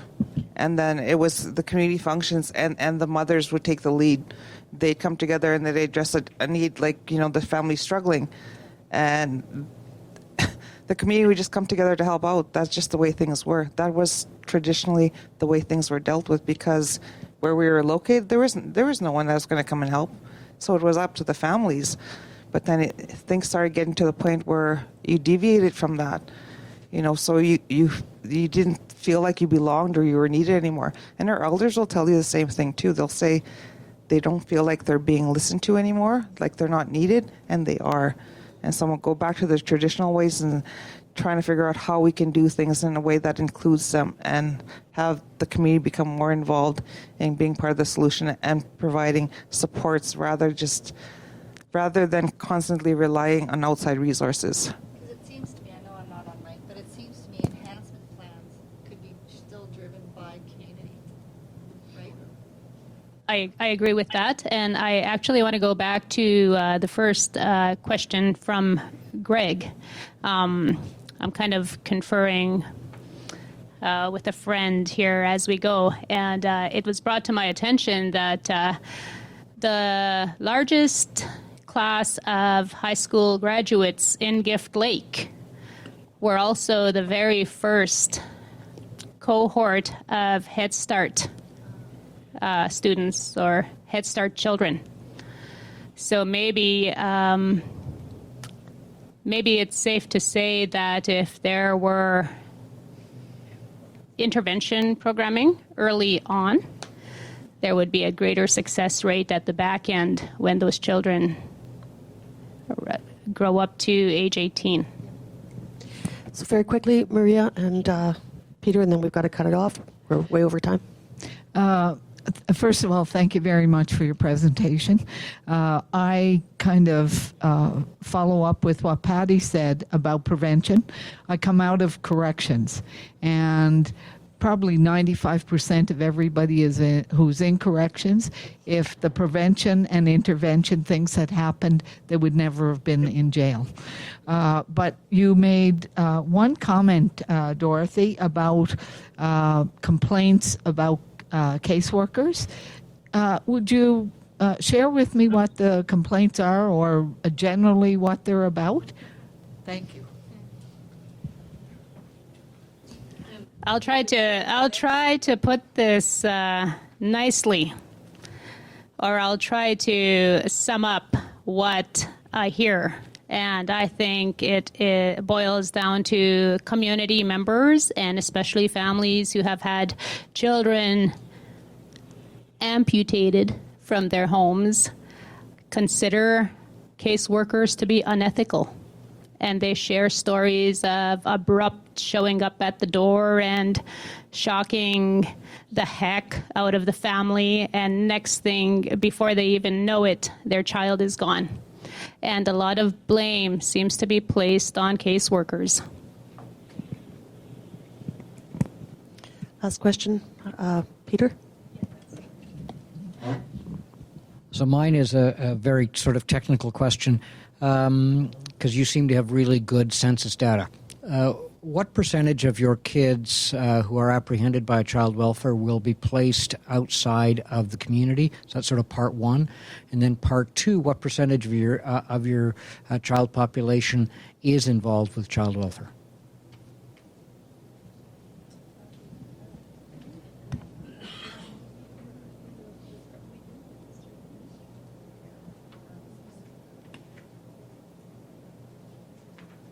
I don't know if this is a fact. We don't collect that data within our census or other assessments, but I've been given a number of 18% of all Métis children that are apprehended are from the settlements. I don't know if that's true. And so will most of those children, when they're apprehended, stay in the settlement, or will they go out of the settlement on apprehension? Most of them will stay in the settlement. Kinship is a great tool for the communities. But just the last piece then of that is that the support services that would be needed are not in the communities. And so if you're going to get the support services, that child is going to have to go out of the community, and that family would have to go out of the community to get that support system. Precisely. Okay. Thank you. All right. Well, thank you so much to our presenters. It's been extremely helpful, and I do want to echo what Greg's words at the beginning too. Is that even if we've heard similar stories before, yours is unique and important to us, and we need to understand. And I really appreciate that you've come to share your perspectives. And please continue to do that as the panel progresses. Please continue to communicate with us. Let us know things you feel we need to know to help us do our job more effectively. So thank you so much. Thank you. And we've got a break scheduled. If we could keep it to 15 minutes, 10 minutes, that would be awesome.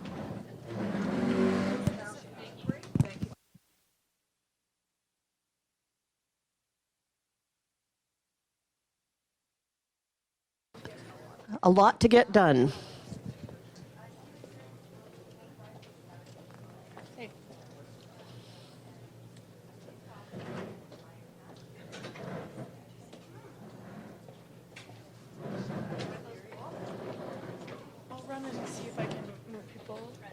But I think we're probably going to have to cut. I think so, yeah. We'll see how it goes. Yeah. But you do look like... All right, I'm going to suggest that we should get started. We've still got a few people making their way over this way, but we can get going.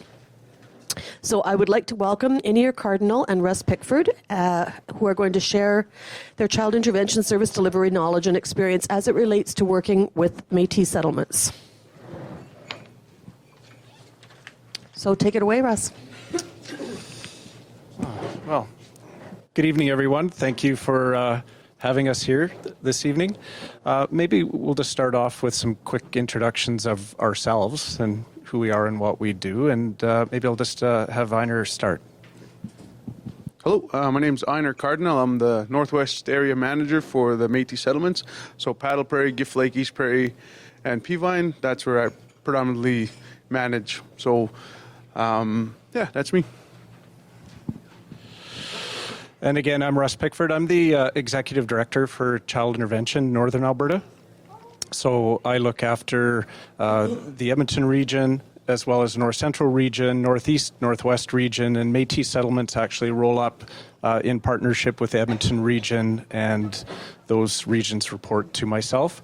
And that structural change, I used to be the Edmonton Regional Director until the end of 2016, basically, and in 2017 I assumed the role of Executive Director for Alberta North. So, thanks. So, I'll just keep the PowerPoint moving along here as I talk. With respect to the Métis settlement service delivery, it was a wonderful opportunity to hear the presentation earlier from the Métis Settlement General Council, and so I'll make sure that I don't go into information that's repetitive from that wonderful presentation and just supplement that. But what I would like to say contextually is, in the 1990s, the Ministry of Alberta Family and Social Services consulted with Albertans on the redesign of child welfare services. And in November of '94, a new approach was announced to deliver children's services. This redesign gave the Métis settlements and land-based First Nations the opportunity to plan and establish their own region or join existing regions. And the Métis Settlements General Council, on November 6, 1996, all 8 Métis settlements voted in support of the creation of their own separate child intervention agency.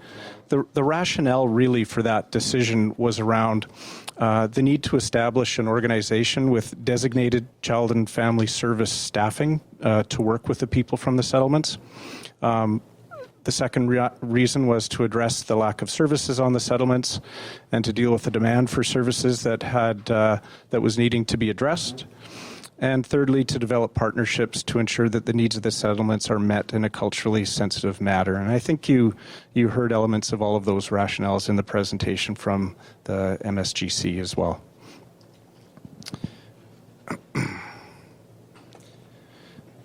So in 1999, the Métis Settlement Child and Family Services Authority was created, and you heard a bit about the board that was in existence at that time. So the board was comprised of a member from each of the 8 Métis settlements, and they began serving Métis settlement residents living on settlement. Later, they began providing services to residents living off settlement in the Edmonton area and in Northeast Alberta. And this is the existing model still today. So in North Central region, the Métis settlements actually will provide services to off-reserve Métis people in the communities of Bonnyville, Cold Lake, Lac La Biche, and St. Paul. And the Métis settlement area also works with Métis people in Edmonton, and they have an actual office in Edmonton to provide services from.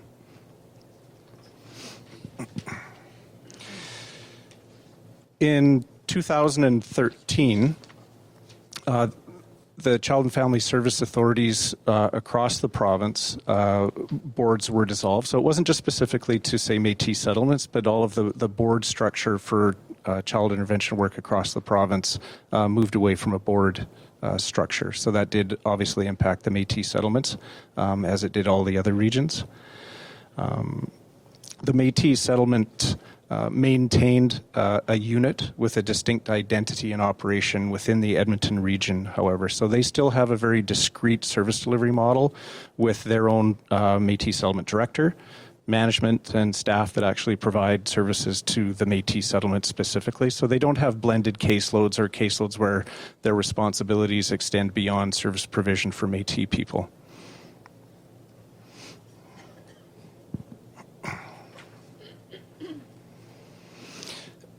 So since 1999, the province has funded the operations and staffing of the Métis Settlement Child and Family Services. So the staff that provide those services for the Métis settlements are GOA employees, which is different than the staffing arrangements for delegated First Nation agencies. So these staff are GOA employees. And to give you a sense of what that looks like. The current number of positions for the Métis settlements and service delivery across the province is 56 positions, and that's across the work sites in Edmonton, St. Paul, and High Prairie. And the funding that I spoke about over the years, back in 2002, 2003, the funding that was provided for Métis settlement service delivery was $4.2 million annually. That comparatively in 2009-10 was 8.9 million, and more recently for 2016-2017 was 12.6 million. So you can see that the funding that was provided for Métis settlement service delivery has increased steadily and substantially over the years.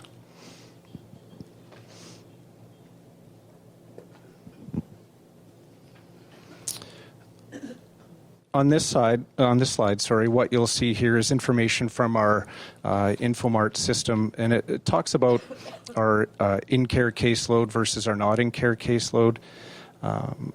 What you can see in this slide specifically is that although the caseload has increased overall over the last, in this slide, over the last 7 years, what I'd like to point out is that the child protection in-care caseload has actually decreased over those years. So despite population increases or other issues that are facing Métis settlements and Métis people, the actual in-care caseload has dropped. So what you will also see is our family enhancement or supervision orders, where there might be a court order in place on a supervision order that lays out some terms of how service provision would look like for a family. Those children remain in parental care, and those situations, especially for family enhancement agreements, are done with those children remaining in their guardian's home. So again, a real nice indication that our ability to work with families, keep children with their parents and keep them in their community has been really quite successful.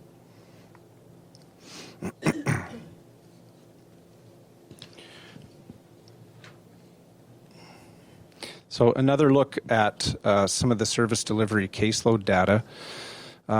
We heard a lot earlier from the Métis Settlement General Council about some successes and some strategies that have worked really well, one of which is kinship care. Also, when you look at these stats, you will see that the combination of kinship care and foster care is a significant number of children that are actually, again, remaining in parental homes. Or in family-based care through the provision of services. And across the Métis settlements, the number of kids in group care is really very low. So we're looking at 16 children across the province that are in group care, residential care facilities. What I can say about that is obviously with those low numbers, that is not a go-to strategy for our Métis settlement workers and communities. But those group care facilities, if you are in a group care facility, you are off settlement. We don't have group care facilities that are on Métis settlements. So that would be a situation where those children, if they were to come into care, they are physically off settlement. Okay. The one stat on here that would jump out maybe at a lot of people is what's one child in parental care? What is that stat as far as in placement but parental care? What that is a really exciting initiative that the Métis settlement staff and their partners have created, and it's in partnership with the Métis Urban Housing Corporation. It's a family reunification project. So what that is a facility. It's not really a facility, but it's actually like apartment condo style placements where the entire family actually is placed into care almost. So it's mom or mom and dad or dad and the kids together as a family with a wraparound service solution to meet their needs and try to make sure that we create an environment for, skill development, training, getting connected to the right kind of services that will outlast child intervention involvement so that they can successfully parent without us. And it's proven to be a really successful program. So although you see a low number like that, that's at a point in time. So that family will graduate from that program, another family will come in. Over the course of a year, you might see, half a dozen to a dozen families move through that program with really successful outcomes. So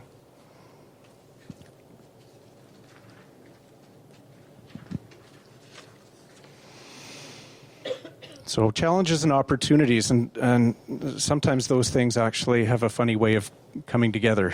So regarding prevention and early intervention initiatives, Parent Link Centers, which you may have heard about from some of your information packages and binders or other presentations, were created in each of the Métis, 8 Métis settlements a number of years ago.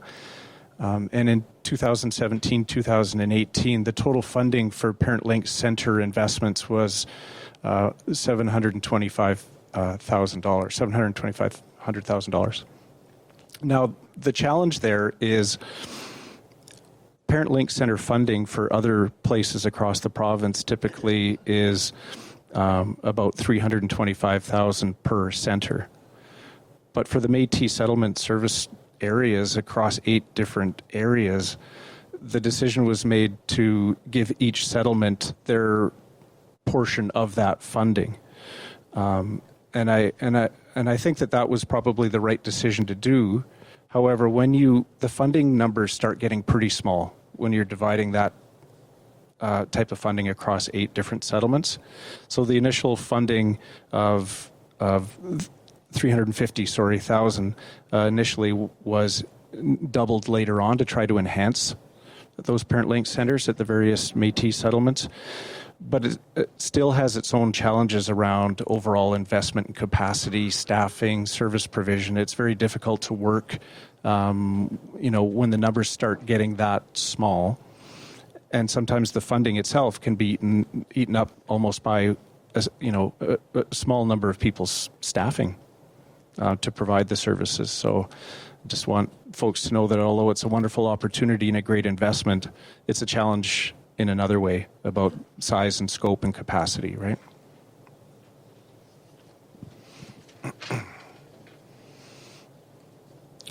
So one of the other challenges that came up and it was identified in an earlier presentation, was early childhood development and childcare initiatives. So one of the really positive pieces was, and Einar and I were talking about this a little bit at the break, is that graduating class does have a very strong link to the original Head Start investments that were at Métis settlements. And that's a really nice thing to see, and a great opportunity to look at that in a more focused way going forward. However, some of the other forms of childcare and child development, such as daycares and out-of-school care, have really struggled. And some of the settlements have actually made decisions to discontinue funding for those investments because there is such a significant challenge in having, the appropriate trained, qualified staff to deliver those kind of programs in areas where even the enrollment and the need for those programs fluctuates greatly. And it's been really hard for them to manage with the small numbers that they're looking at. So that's been a real challenge for them, for sure.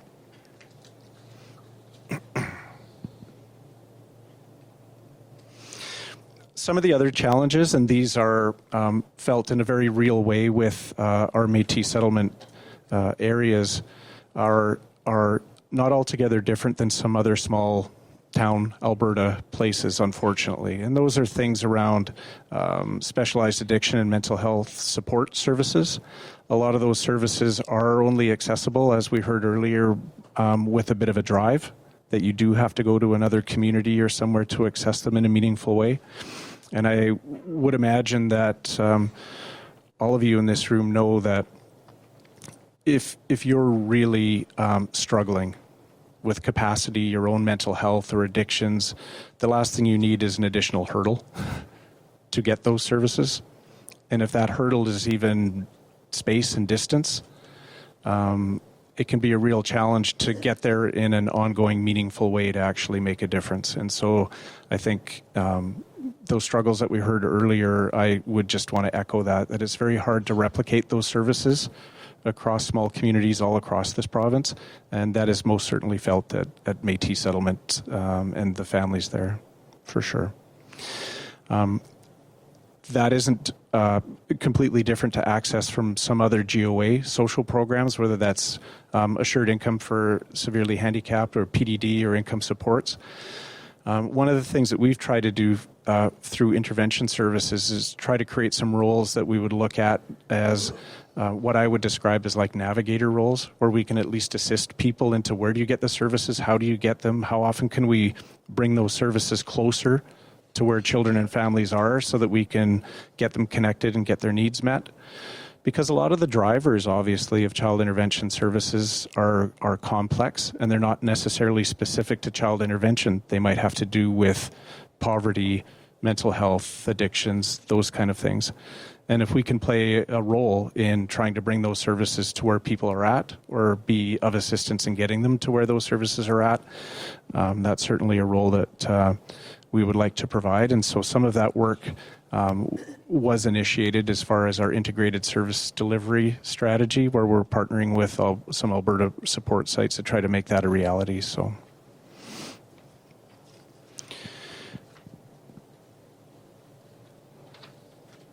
that was certainly a whirlwind tour of those PowerPoint slides. But the one thing that I would really like to comment on before I turn it over to Einar is, we've really done, I think, a really excellent job of trying to have staff, work very closely with families, communities, the Métis Settlement General Council in planning in like family-based conferences, trying to, work in a very supportive and meaningful way with families to plan together. I think we've, heard some concerns about whether it's caseworkers or the number of apprehensions or things like that. But, and Einar might want to talk more about this, but I can honestly say from the work that I've seen and the work that we do, those numbers and those worries are really, really small. But boy, if something happens that in a small community that doesn't go awesome, that's the story, unfortunately, that gets told. And when one story of an apprehension that maybe was like a particularly rough one, I don't know how many good examples of awesome practice it takes before people lose the memory of that. And I don't want to diminish what anybody else before me has said, but I know that our practice in the Métis settlements is one that is incredibly family-focused and has a strong reliance on planning with, not for or to families, and is as open as we can possibly try to make that with family consent and permission to consult and work with bodies like the Métis Settlement General Council and others. So maybe I'll just turn it over to Einar for any other comments. Yeah, living and working there, I've only been in this role for 2.5 years, but I really feel blessed to be in the role I'm at. A little bit of my history is I'm a teacher by trade, but I only taught 1 year because that's a tough job. But in my life, I've been in and out of care as a child. We were doing kinship like it was described before kinship existed. So I've been living with my aunties on and off for forever. I was apprehended from a home that was sexually abusive. And when I was apprehended,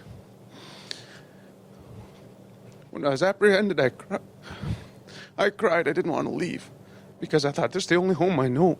And then, so after that, I opened my own home for kinship. It's a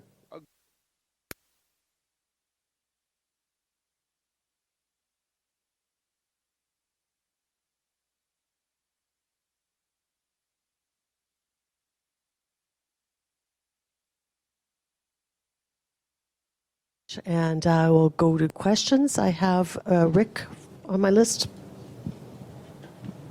followed by... Oh, you got a mic. Okay. Thanks, Chair, and thank you, gentlemen, for being here.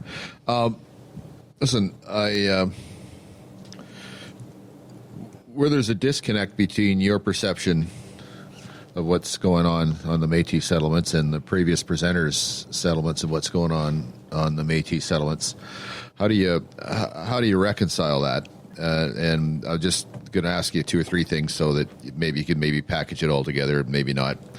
One of the questions that I thought about asking, because we heard from our folks from the Métis Settlement Council, was that they have to leave to get services, and you do acknowledge that mental health and addiction services are not available there.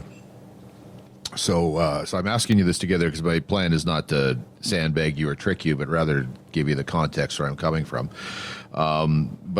So is there a way that you could, and would it be helpful? Say I know mental health and addictions they don't run on a schedule by definition, but would it be helpful? And I'd be interested. Actually, I should have asked the Métis Council people the same thing, is if you had somebody in the communities 2 or 3 days a week and shared it between communities, because could that at least make a difference? And I can't help but be moved by the Einer's description that if our people that were making decisions about apprehensions of children had to walk in the community, I can't help but think that better decisions might get to be made. So there, I've tried to lay it out for you, but in not too much time, and let you react to that, please. Sure. And I'll pass the mic over to Einer after I... Oh, yeah. And the last thing is, is there a path that you can fire yourselves and put this in the hands of the Métis Council people? They did say that they would like to take over, but they also acknowledged the having the professional help there. So now I'm done. I'll let you talk. Okay. First off, I think with your question around mental health addiction services, would it be helpful if there was somebody 2-3 days a week or whatever? For sure. It's some of those strategies have been tried in various communities. I think it seems to be a real challenge to get the right individuals to actually perform those roles, train them, keep them, and have them work in those communities and stay. But if I had a magic wand and could have somebody that the community knew, every Thursday, Friday, these folks will be here to work with your families, and you can get to know them and trust them, and it'll be, a comfortable service delivery to get help through. I think that would be great. I think maybe I'll go to the question next about could I fire myself? I don't get asked that one a lot, but in a number of different ways, I would love to work my way out of a job. I think we are unfortunately fairly in specific child protection part of child intervention. We're fairly downstream with some of the drivers of why we need to get involved. And I would love to see funding strategies all move upstream more so that our necessary role to provide safety and improved well-being was lessened to the point where we weren't needed, period. Whether the services were delivered by us or a combination of us and Métis Settlement General Council or some combo of that, my ultimate goal would be I have no strong desire to own that turf. I have a strong desire to make sure it's done well. And whether that's done by somebody else or in partnership, I would be very invested in trying to figure out the right way to deliver services. And if they could, and if a different way could result in improved outcomes, I wouldn't want to stand in the way for that. What I do know is that we have a number of super dedicated staff right now, 56 of them, that are providing exemplary services and working super hard. And so I wouldn't want to be saying goodbye to the folks that I know are trying that hard. So I'm not running to that, but I also don't feel like I want that to be my space either. Maybe I'll just turn it over to Einer if you have something to add. The issue that keeps popping up when in these conversations, like how we're going to reconcile with Métis Settlements General Council, I work within the 4 communities, and so I have access to 4 councils. That's my sphere of influence. So I do connect with the councils all the time. When they come to me with issues, then what I've explained, they didn't, some of the councils didn't want any money from when I first started. They didn't want any money from us because they didn't like the terms that we attached to them, and they said take it or leave it type of deals. But when I go in there, I just said, hey guys, and I was lucky enough to be a council member at one point, and also sit at the general council table as the vice president. So I understand where they're coming from. I was on the table when we stopped asking for services from the government, and then I was back at the table where I could offer services in the same. And they accepted them from me because they said, well, Einar, I don't like this part of it. And I said, well, let's work around it. Let's find a way, because I'm here for you guys. I want the money to be in your community because the answers to our problems are in your community. You're the type of people who can do that. So when we reconcile, I get where they're coming from. They want their standalone region again.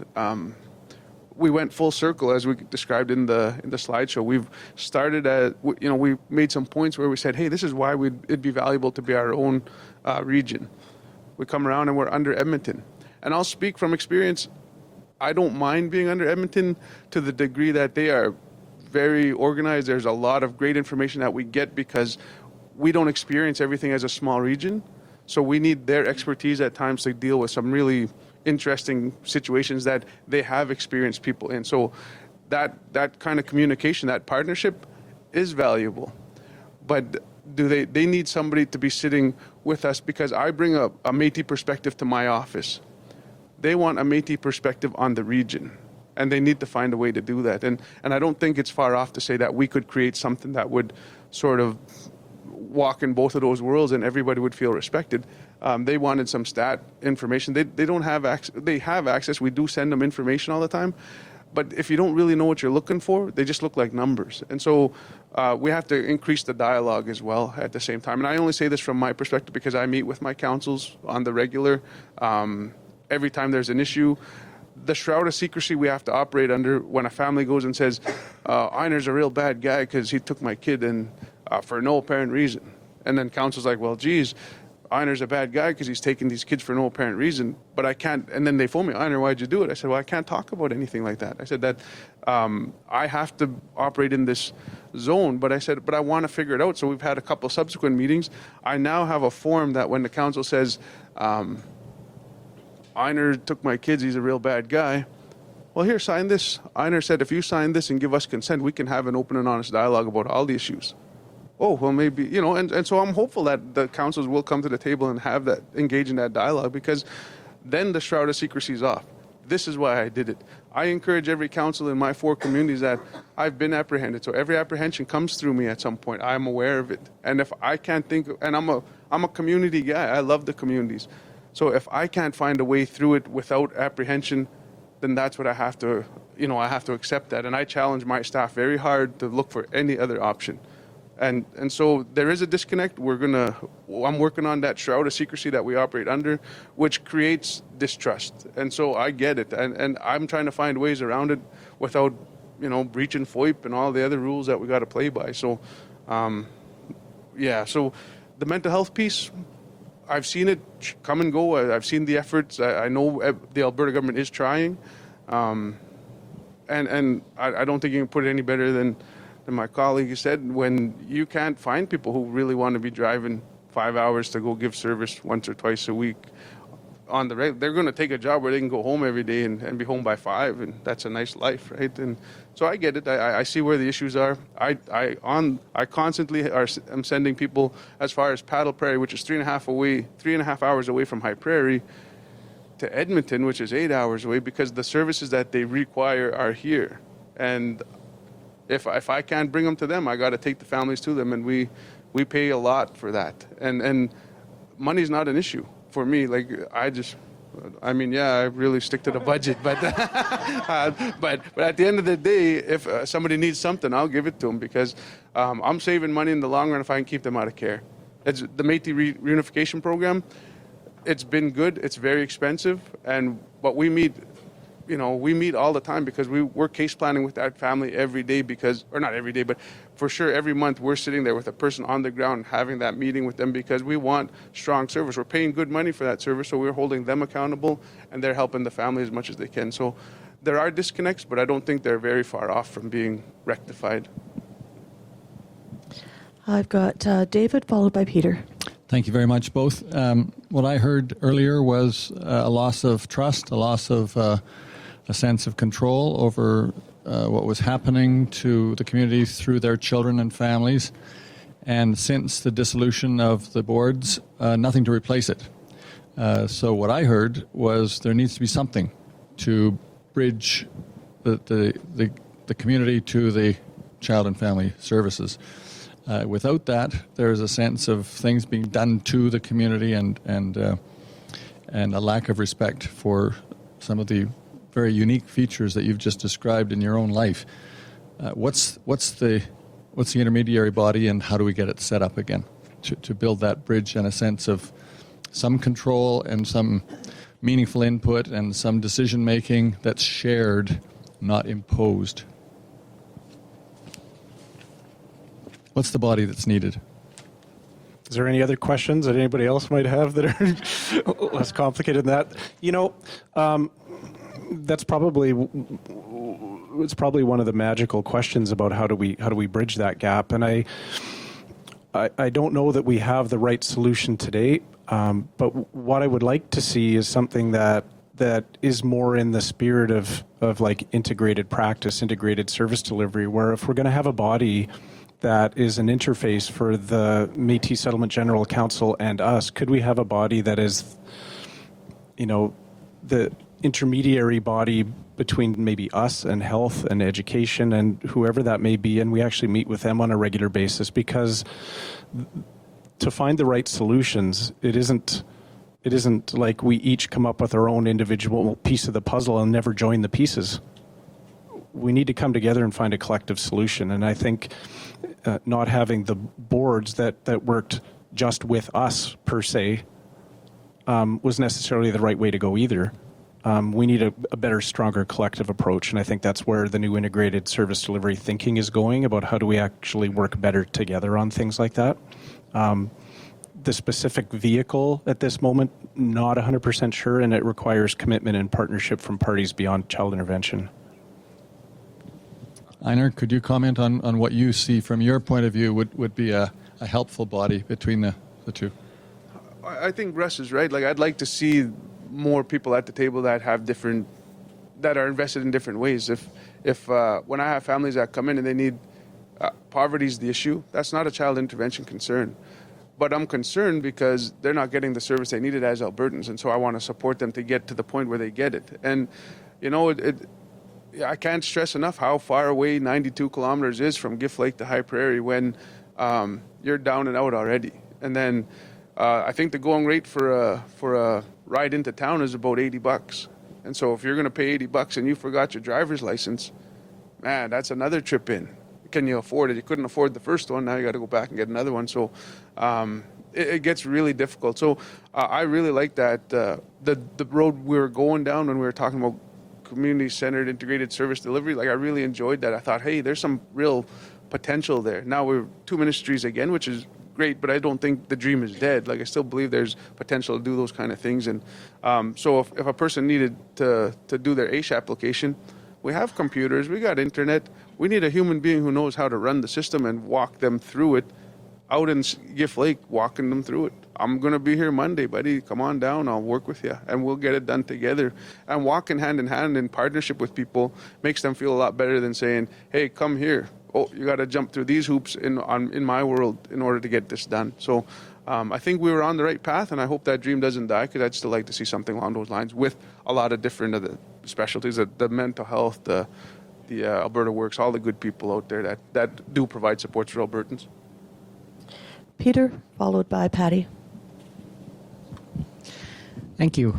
The words of George Orwell are coming to mind. Some are more equal than others, because you're really describing systemically two things. One is because the communities are rural and isolated, they are not going to get the services. Except through the kind of drive that Einar is describing, because we're really quite incapable of sustaining any services within those communities. The isolated community, because we're just not going to be capable of providing those services. although I wonder about how we train people from the Métis community to provide those services, as opposed to saying it has to be an external. So how do we get them to the University of Calgary in Edmonton and get them the training so that they can deliver the services? And the second part of it is what so that's sort of my first part of the question. My second part of the question is you're really describing Child Intervention Services is a surveillance response system, and we don't have the capacity from a funding perspective or a service delivery perspective to put the preventative systems in place. We have Parent Link in there, and the research on Parent Link programs is pretty lousy. And we don't have trauma response programs in there, which the council spoke so much about in their presentation. So I know I'm sort of tossing out the sort of the bad news kind of interpretation of this, but how do these Albertans become equal to the Albertan in Edmonton to be able to have the kind of preventative and support systems that are necessary for that community? And Russ, you've talked a little bit about that integrative system, but I'm still not clear how we get the capacity from the community to serve the community. Sorry, I went on a bit long, but I was trying to figure that one through in my own head at the same time. So, sure. I wish I had a really confident answer to that too, Peter. Because in a perfect world, it would be a capacity building conversation about, provision of services from Métis settlement people for Métis settlement people on each settlement. And people aren't driving around and coming in, every Thursday afternoon or what have you. They're there. They live there. They're a part of the community fabric. And I think some communities have managed to find elements of that. Some communities have maybe done a little better than that and found more elements. It's a struggle, and these communities are small. And I think you're absolutely right-minded that that's where you'd want to try to figure out the solution. We just haven't got there yet. And whether that's actually, cloning Einer to, provide some services. It's a pretty good idea, I think. But we really have to try to figure out then how do we, through, say, GOA, recruit and create positions that are different than we have right now, incentivize, recruitment and retention strategies, and get the right roles and the right kind of trained people there that can kind of get rooted into those communities and become a part of that community while we work on growing our own from those communities. Sounds easy. In reality, it sure hasn't been, but I sure appreciate your thinking.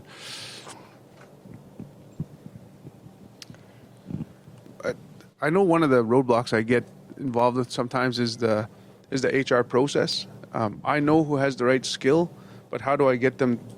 One, they got to apply if they want the job, but two, there's a process in place that says, hey, if you got to meet these ticky boxes. You got to have this, and then you can qualify. But if you have the skills, there's community helpers in our communities that are just naturally gifted, and they know how to support people. But they can't, they'll say, you must have a degree. Okay, well, I don't have a degree, I get it. But she could give you guys all an education on how to serve the community. And you can't buy that at the U of A. I went there, I know. So when I want to go find these people, I'm still burdened with HR. And I get it, and I want a fair process too.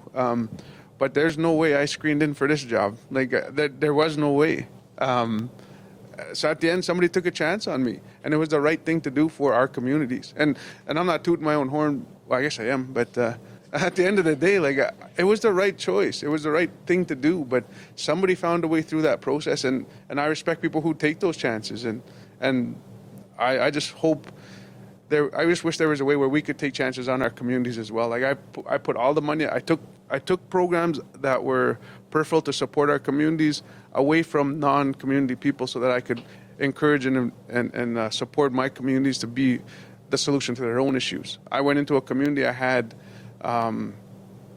fentanyl use was going through the roof, and cops were talking to us, and we're getting all the reports. And when I went to the council, I said, hey, this is very big. Like, this is about to blow up. You are going to see workers in the community there's going to be quite a few of us for quite a while at this point. But I don't want to come in, and I am only intervention, right? By the time it gets to me, I'm intervention. There's a crisis, there's a child in need. But I tried to come in with there was a program starting, just trying to get started, and it was community members trying to be a resource for their own community members. So I was lucky enough to be able to have a good budget, and I had $20,000 extra where I could support them to build their program. Instead of just coming in and saying, I'm going to take your kids, I said, I just don't feel comfortable doing that. I know the involvement's going to be heavier, but we also need to do this as well. And just finding ways to make those types of people that are trying to do stuff a part of the government process in a way. Like, if I found a way around HR where people would give me the freedom to take a risk, then those are risks. Those are gambles I'd like to take because I know my communities really well, and I have a relationship with the people there. But HR says they didn't meet the box, and I was like, that's unfortunate because I want certain types of people to do these types of jobs because they are tough, but some don't screen in. But yeah, that's where I end up all the time. So when we're building capacity, there are people with the skills, but how do I get them onto my team? So that's the issue, and sorry, I have no solution for it. So. Got Patty, followed by Bruce, and then Heather. So thank you very much for your presentations. Einar, I'm struck by so many things that you said, but one of the things that stuck out for me was when you said, my staff have to understand your worldview. You have to, and I'm wondering about that because I think that one of the skills that you bring is your experience, and it seems like you're able to translate that and train staff to understand the worldview of the families on settlement. And it seems to me in many of the presentations we've heard differences in worldviews and people coming from other cultures not really understanding what's going on in those families and homes. So the question is around how do you do that? What is that thing that you're doing that you're helping your staff to better understand how you wanted to live with your Muslim? And it wasn't a crowded place because that's a big leap.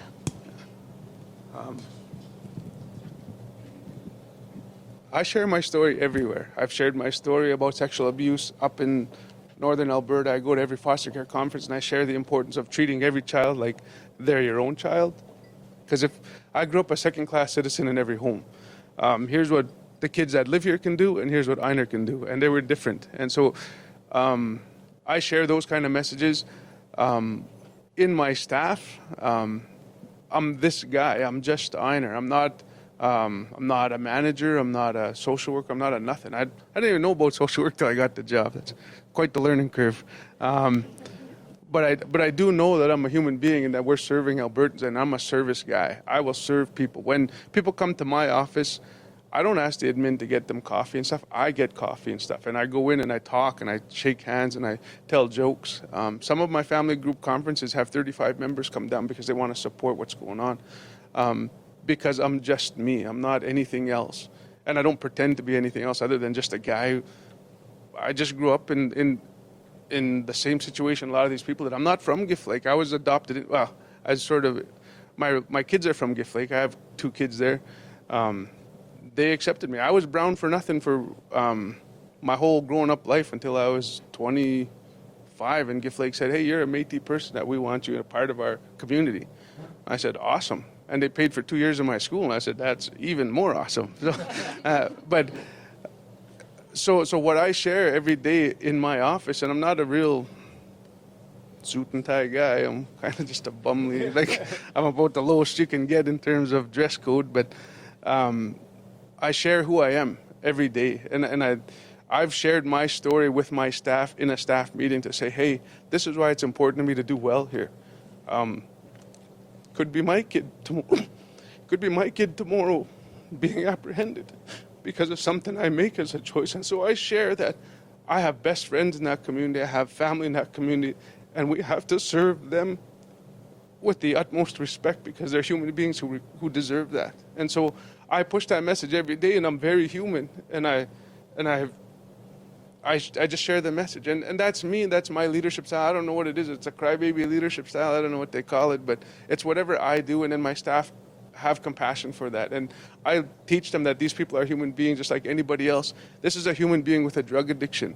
I buy food and I share food because that's what us Métis people do. We eat and we want to eat all the time. So when I'll buy, one day we had food for staff come in, and we were having a little special day, but there's a family in there. So before my staff can eat, I took the food and I offered it to the community members because that's who we serve. That's our job there, not all the other stuff. So we have to have that kind of perspective, and I share my lived experience with my staff all the time because like even when I first walked in the door, I said, why is this ugly old bed in here? Oh, in case a kid needs it. And I said, would you give this to your kid? And they said, no. And I said, well, then I want it in the garbage because it's just garbage. I said, I want a bed that you would give to your child to be in our home. I want community standards to be your standard. So there's no shortchanging. I'm not going to save money on a bed so that a kid sleeps on a lumpy, no good bed. I'm going to get them a bed that's decent, that because I slept in lumpy beds. I slept in second-class homes. I'm not going to do that to anybody else. So everybody knows that about me, and I tend to just say whatever I want, and I hope I have a job tomorrow. Just kidding. It's been good. I'm on the fence. Bruce and then Heather. Well, if you wait long enough, somebody else asks your questions. So thank you, Patty. Thank you, Peter. I do have another one. One of the questions I asked on the previous presentation was about the issue of kinship care and looking at how that can be used in a way that can be effective, but still without it being a barrier of having training in order to be a good kin parent, in order to have the right people get connected with young people that would be at risk. Have you got any common sense solutions or suggestions about how we could, kind of work our way around things like that would still keep kids safe without having a barrier to parents that are interested and committed to keeping kids in their own community? Bruce, I think I'm going to answer this question fairly carefully because I don't want to sound like I'm argumentative or defensive in any way from the previous presentation, but our kinship care program is one where the actual training components are really, in my opinion, not all that onerous. And I'll talk about some of the pieces that maybe are challenging for folks, for sure. But we do orientation to caregiver training, which is not very laborious. We will do that individually in people's homes. We will have them come in small groups to the office if that works out better. And we're quite flexible on some of the ways and means of getting that done in a manner that works for families while still providing some rigor in the process. I think the screening for doing an actual home assessment for families, we've received some feedback that isn't super flattering on its cultural sensitivity. But we're also trying to create a process that ensures safety and meets most people's needs. And I think there's probably work that could be done to improve that. Financial supports to kinship care providers are basic foster care rates. We have a lot of training that is open to kinship care providers, but not mandatory to kinship care providers. And I do think that there's a fine line between being respectful of families that I'm sure have parented their own children really well and were successful, and we want to honor that. But sometimes the kids that we place with them have experienced a different life story of trauma and what they've gone through, and their behaviors and what they might experience as the new caregivers and how that changes their family dynamics might very well benefit from some additional training and supports and things which we try to offer. And we do kind of share the importance we believe that training has. But mandatory isn't necessarily part of that conversation.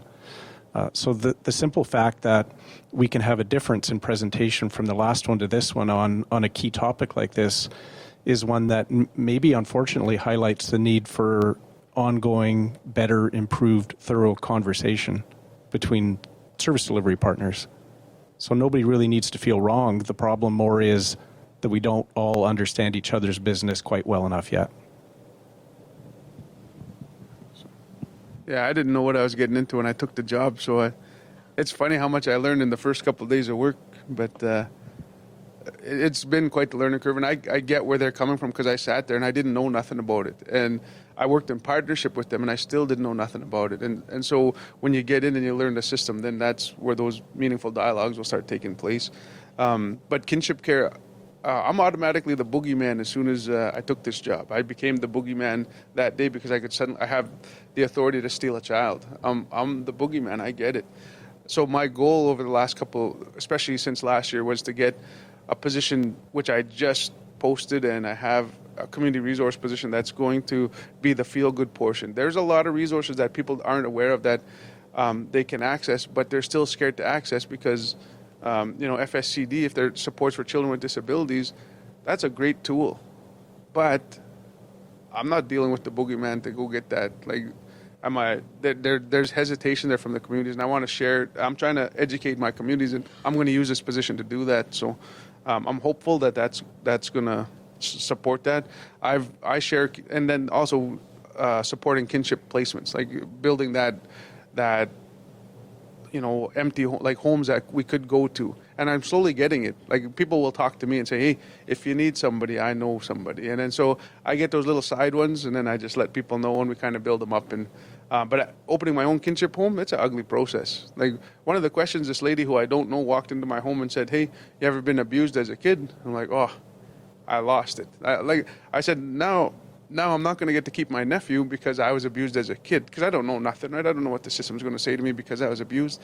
And then so I said, I'm going to tell the story once to you guys, but I don't ever want to talk about it again, so take notes. I'm not going to do this twice. And so I did it, and it wasn't a big deal, but I didn't know it was going to not be a big deal. And so that mystery, that scary parts of it that we have to, and I'll take ownership of it. I want to create that education process for my communities that I can continue to do that so that the fear is less. It'll never go away, and I think there's well, maybe it'll go away. Let's be optimistic, I guess. I'm hopeful that I'm going to make an impact there, but I don't know. So kinship care, when we sell it, it's lower money, but there's less risk on the family because we take care of the risk. Like, basically, I hold the risk as the director.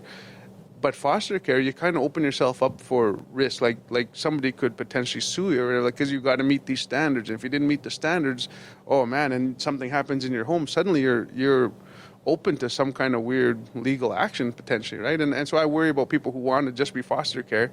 But I wish, in an ideal world, I think we'd close the gap a little bit in the funding. Not dollar for dollar, like I get why there's specialized care and stuff, but if we could just close the gap a little bit, I think it'll promote that kinship care. And people don't do it for the money. Like the homes that have them, they were going to take them anyway.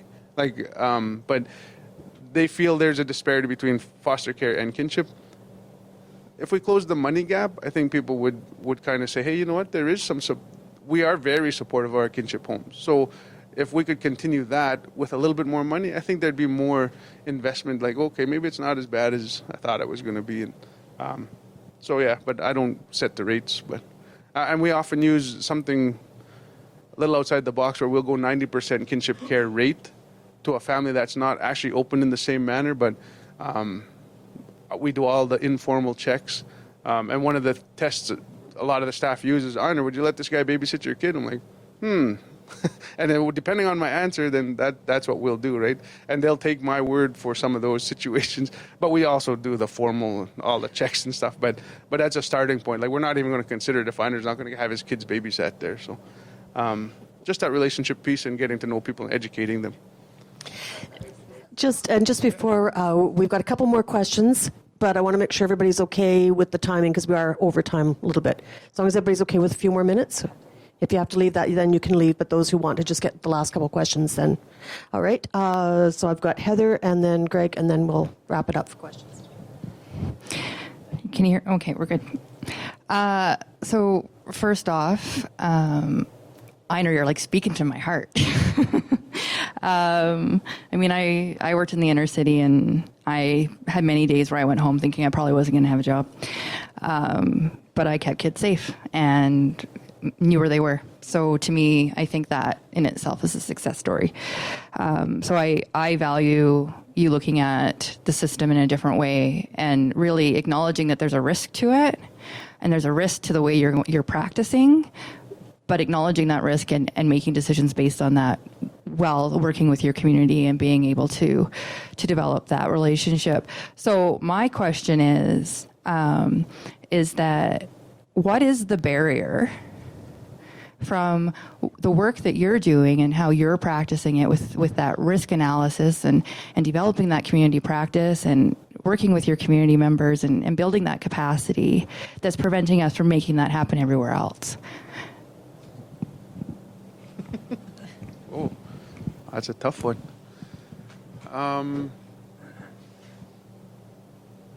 I'll probably defer to what I was saying before. You know the right people. Just how do we get them to get in those positions? I didn't screen in. I really didn't. I don't know how. Like, I got a university degree, but to go to a manager position, I managed a program for 3.5 years. Like, I always try to do the math, and because I can access the minimum recruitment standards. Somebody took a chance, and I think we just need to start looking at recruitment in a different way. Like, yeah, there's nuts and bolts of it, and there's process and there's policy. But is there, and I don't want people hiring their buddies all the time, that kind of thing. But there are genuine people, and you just have to have the right people in the right places, and those risk takers, they have to be acknowledged. They have to be looked at and said, well, I'm going to take a risk in putting them in a position that might be a little bit scary. And then if it works out, great. Maybe we just need to learn how to fire people too, so that, hey, if you're not doing a very good job, we took a risk and it failed, but let's move on to something different. And I gave the job a 6-month timeline. And when I talked to the lady, the people in charge, Brian and our bosses or whatever, my bosses, I said, I got 6 months for you if you've got 6 months for me. And I said, let's take a look at it after that. I don't know if I can do this job. I don't even know if I want to do this job. So at the end of the day, if it doesn't work for me and it doesn't work for you, let's just walk away and respectfully just say, hey, this didn't work out. Good try.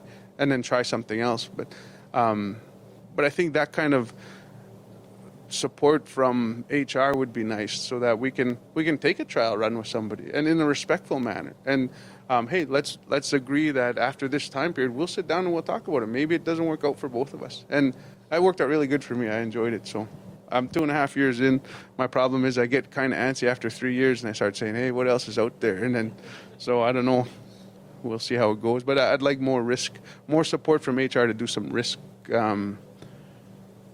in a respectful way. Like, hey, if it doesn't work, it doesn't work. And we should be able to walk away from something with a good handshake and a good try and learn from that and then move on. So, sorry, I know we're tight, but Russ, I really would like to hear your opinion around sort of the risk analysis and why it is that we have barriers in working with these communities. Like, why does it have to be the government of Alberta? Why can't we just build capacity and do the analysis on the risk adjustments and figure it out? Well, that was your question too, was it? No? Oh, okay, sorry. I think right now it sounds like such an easy question, and it feels like it's a very tough answer. But we have done, I think, over the years, focused a lot on, educational background and training. Training where we can look at, your credentials lead to the ability to delegate you to provide services under the legislation. And we have taken comfort in that, I think, over the years. That provides that type of expertise and quality service delivery. And I think the perfect world is you have that and you have lived experience. And I am not, I'm certainly not opposed to looking at service delivery models or structures or styles of service delivery where we can kind of blend some other forms of, business acumen and skill that a organization needs with some service support delivery and expertise from a lived experience perspective, whether you're the delegated worker or whether you're a partner in another fashion that provides those services, support services and pieces. I think it's all worth exploring. But Yeah, sure. And I do like the risk analysis. There has to be a bottom line, and I think the government has a good bottom line. But it's not risky until you go outside those lines, right? So there is a good bottom line in place that says, here's a standard. But the standard doesn't have to be made in stone. Like, there's the standard, and I'll sneak outside the side and, maybe make something happen. But there's nothing wrong with the system in the sense that there has to be a minimum standard. I get that. But minimum standard with some fluff on the side, that'd be all right to me. Well, Einar, you're one of the most remarkable people I have encountered, not just in this process, but I just think your experience, just your humanity that comes through sitting here in in front of a bunch of freaking politicians. It's really, really, really something. And I just want you to know, just speaking for myself, I imagine my colleagues feel the same way, but it's just really, really great to know that there's people like you doing the work that you do on behalf of your community and on behalf of the children that need it the most. And I know there's lots of Einars out there. I know there are.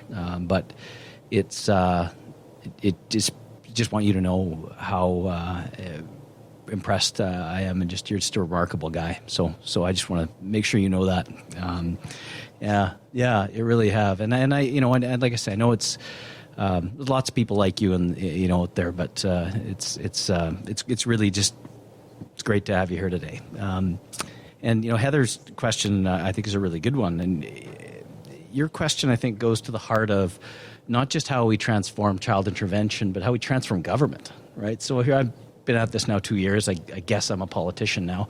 But I always ask that question. Everything is so rigid and just so it's boxes and rules and risk assessments and standards of practice. And like you say, those are really important things.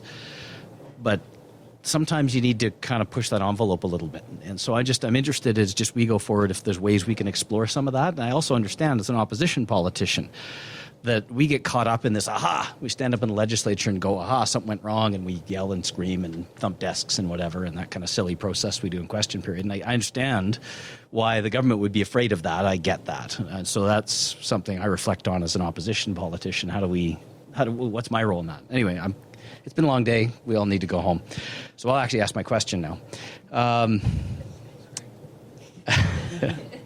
Sorry, less talk. But I guess I'm just interested, so specifically on kinship care, are there differences in the way the Métis Settlements Child and Family Services Authority, are there differences in the way you do kinship care than other parts of the province, either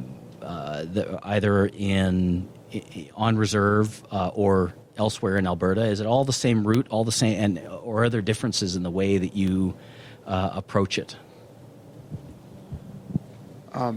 I don't have a lot of experience outside of my own region, but so I'm not going to suppose I know anything about how the DFNAs are going to do it. What we do in our home is we manage the risk. We have acceptable risk in our world, and I will do there's some situations in the government that became very public in the media that, hey, this was a kinship home. I get it, but we know our community very well, and we're blessed that way. I get you can't do that in Edmonton and know every family and just, I know people in that family that'll be really healthy. But I'm blessed the fact that we have people who know that. So when we do kinship care, we do informal checks to begin with, and then we formalize them slowly through the process. But if I'm going to do an apprehension and I need a home, well, we can do some quick informals. We'll phone the cops and say, hey, do you got any issues with these guys? Nope, they've clean. Well, that's a good thing. If we did some... we will check the history on the computers that we got on CCO and stuff like that, just to make sure there's nothing there. We'll consult with people we trust in the community to say, hey, would you let your kid babysit in this home? Those kind of things. And that when we sort of get to this point where we said, I know them well enough to say, yep, I think that's a healthy risk to take. That's what we do. And we eventually formalize it.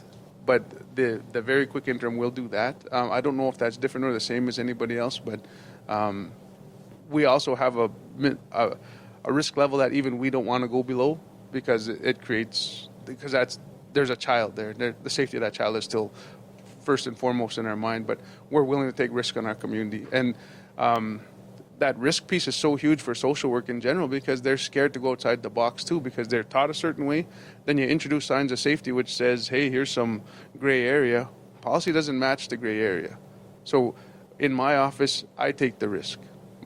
The risk is on me. I'll sign it off because if somebody's going to get fired, might as well be me because, I'll get another job, I'm sure of it. Like, I can shovel rocks real good. So at the end of the day, I know I'm going to have another job someday. So I take the risk for my staff because I want them to feel supported and be willing to take the risk for our families to support them better. So whether that's kinship, hey, I really think this kinship home is good.